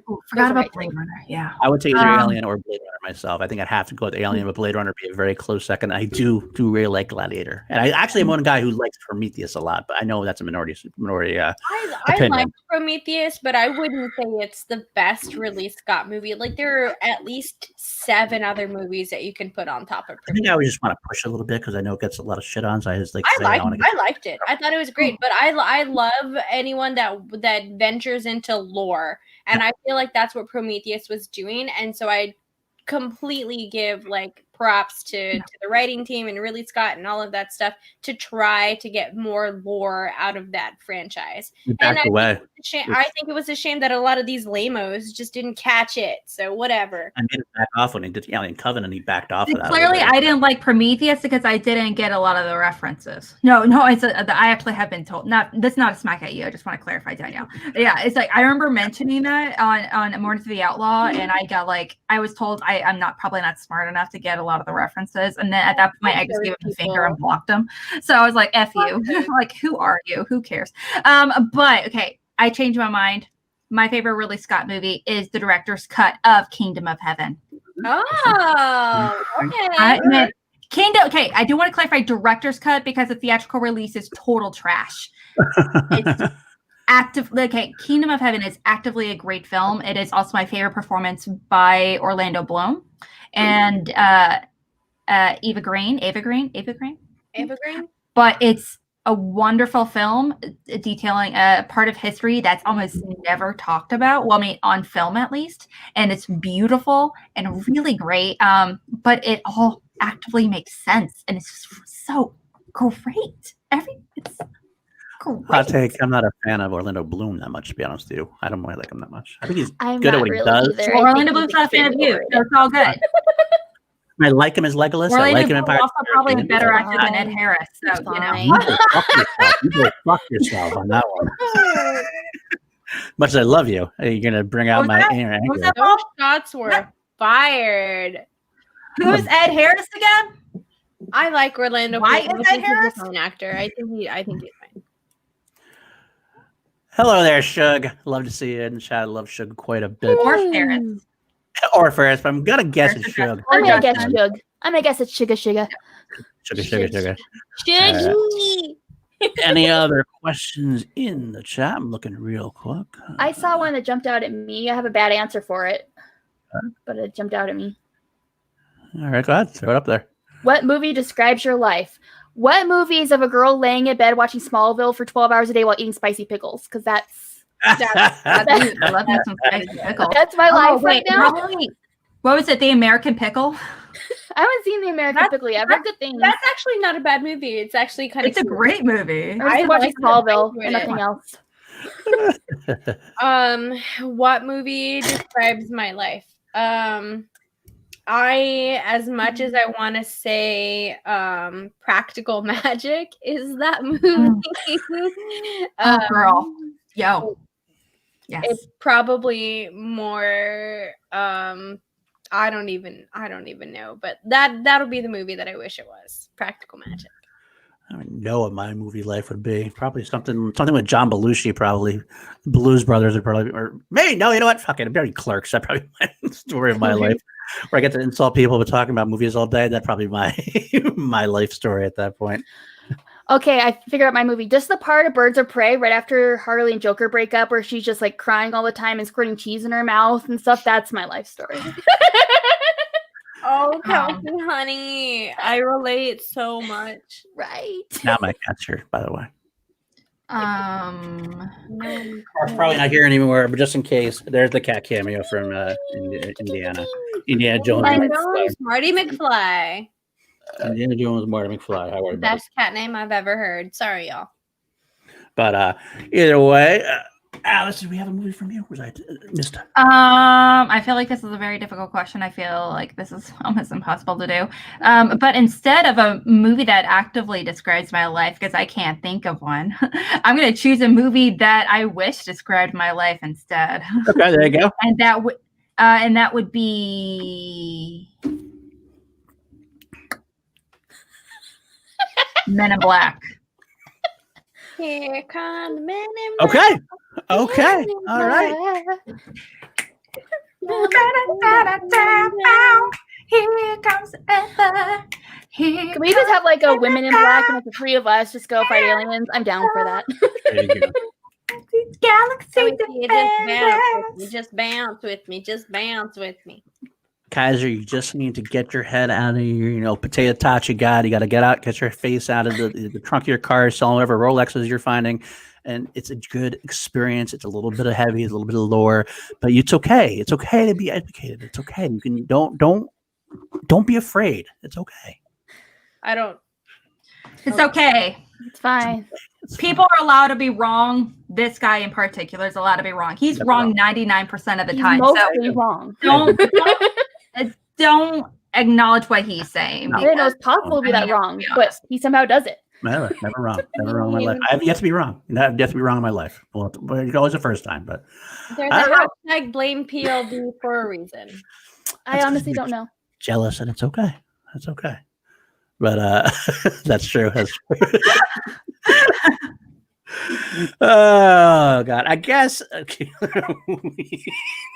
There you go. You know what? I'm okay with that. I'd watch that in heartbeat. There it is. That sounds dope. That describes my life. Pun intended. That sounds dope. Okay. That's good. I'm okay with that. All right, guys. You know what? Let's wrap it up. This has been a lot longer than I thought it was going to be, but it's a lot of fun. Though. I love hanging out with the three of you. No matter how much you decide to rip on me, because I'm here to take it. I got big shoulders. Oh my God. Only good people we love, Paul. It's true. I know. Way longer than we were supposed to. I will say, Danie, you already plugged your stuff. You have anything else you want to plug before we go? No, just follow me on Watch the Book. Go find me on Twitter at Watch the Book. Oh, you can also follow my personal Twitter at DanieJoy, DanieJoy. Also, you can find me here every Sunday hosting Till to Action with my favorite co-host, Mr. Paul Denuzio, on the Call to Action Network. Thank you all so much. Love you all. Kelsey, go ahead. Plug yourself. Plug myself. Okay. You can find me at KelseyKins90 on Twitter and Instagram. I also have a new Instagram that's strictly 100% dedicated to my cosplay. So that's Miss Quinkins. So find that if you want to. I have shows up and coming on my channel. I don't have, just search my name, Kelsey Kirkley. You can find it. Once tournament season's over, I don't have time to do it right now, but once tournament season's over, I will have my show, The Panelist, where I compare and contrast graphic novels to the animated versions and movies versions based off the comics. And so that'll be a lot of fun. I'm hopefully going to get guests on it. That's the plan, but it hasn't done anything yet. And yeah, Key Public, we've got merch, we've got masks. Buy a mask. There you go. Alex, go ahead and plug yourself. You can find me right here on Twitter. I changed it to help out. What's up? I'm Alex Mack, part of the Call to Action crew. You can find me hosting Schmoedown every single Wednesday, except this one on Tuesday. We're doing it with the rock stars. It's going to be really fun. Roxy Strider is going to be my co-host. Again, all that in a bag of fish and chips. I stand by it. It's delicious, regardless of if it's from Boston or wherever. Okay, it's yummy. And we're all about food here at C2A. You can also find me co-hosting a show called Cinema Bias with aka Video Drew, aka Drew Grant, where we talk about movies one of us have never seen before. Last week we had Marisol McKee on as a guest because she has never somehow seen Karate Kid. I haven't either. And it was like, what? Why? How? Like, the struggle was real. How have either one of them had never seen that movie? It was a struggle. But yeah, so this upcoming week, we are going to be diving into Mulan. Video Drew has never seen Disney's animated Mulan, so it's going to be fun to dive into that. We're also having Abby For Real as our guest. So it's going to be really fun. And again, I host a show with John Roca called Mornings with the Outlaw. And we talk about movie news and stuff, whatever you just want to talk about. But mostly we fight because surprise. Surprise! If you don't want to surprise anybody, you're not a fighter. I'm gonna go. I won't even get it with a straight face. I don't know what I am. So you guys, my B-Day is 1 hour. Happy birthday, Happy birthday! Because here it's past the day, so it is already your birthday for me. So happy birthday! Hope it's a wonderful one. Yes, Lucas, thank you. You made it right at the time, right on time. For you. Perfect schedule, Lucas. Perfect timing, Lucas. As usual. Would love to be on the panelist, Kelsey. When it's over. Yeah, I'm not doing it till tournament season's over, so you're fine there. I'll DM you. We can figure out which one you'd like to talk about because I have plans to talk about all of them at some point. So, as for me, at Paul_Denuzio on Twitter, you can find me here every week on Sunday with my work wife, Danie Joy, as we host Chilled Action. You can find me here now every Saturday. Kelsey and I have made a decision that we're going to kind of trade off hosting duties. 1 week I'm going to host Call Live, and 1 week Kelsey's going to host Call Live, depending on what's going on. It'll let us ease our way into it, and it makes it easier on us a little bit, I think. But after tournament season, I'm going to be doing stuff as well. You can find me on the Action Industries YouTube channel. I do have a show called Class Action, where me and Richard Jarvie go back and forth. We put two things up against each other. Like this week, we did Raiders of the Lost Ark, Indiana Jones franchise versus Back to the Future franchise with a special guest appearance from the boat, Brad Gilmore. You can find me on the Generals Debate every other week, where the Generals debate off. The next one's going to be the greatest sports movie. That should be a fun one as well. And of course, eventually PLD projects will be opened up again after the tournament season died down. I will be putting forth the Harris Dance, where I give you every single movie that Ed Harris has been in and make you love him like I do or die trying. And finally, tonight, I believe PLD Products is going to go live. I do my live hangs every once in a while. The Generals used to hop on. Shug used to hop on. Sometimes Bador and those people will hop on. Hopefully, these ladies might hop on if they want. Who knows? Everybody's welcome. I don't know what's going on. We'll find out. So I'd give it like a half an hour, because I'll probably have to shoot the shit with these girls and figure out what's going on for the rest of the week on C2A. But I love you guys all. Without further ado, thank you for stopping in. Thank you for hanging out the whole time. Thank you, everybody who was hot. Mark Ellis, John Kaiser, Andres Galagos, happy birthday, Nerd Chronic, Buck, everybody in here. Great to see you guys as always. Like, subscribe, leave some comments, and next time we will see you as always. As soon as I find this one last thing, as always, and where is it? There it is. We salute you. Take care, guys.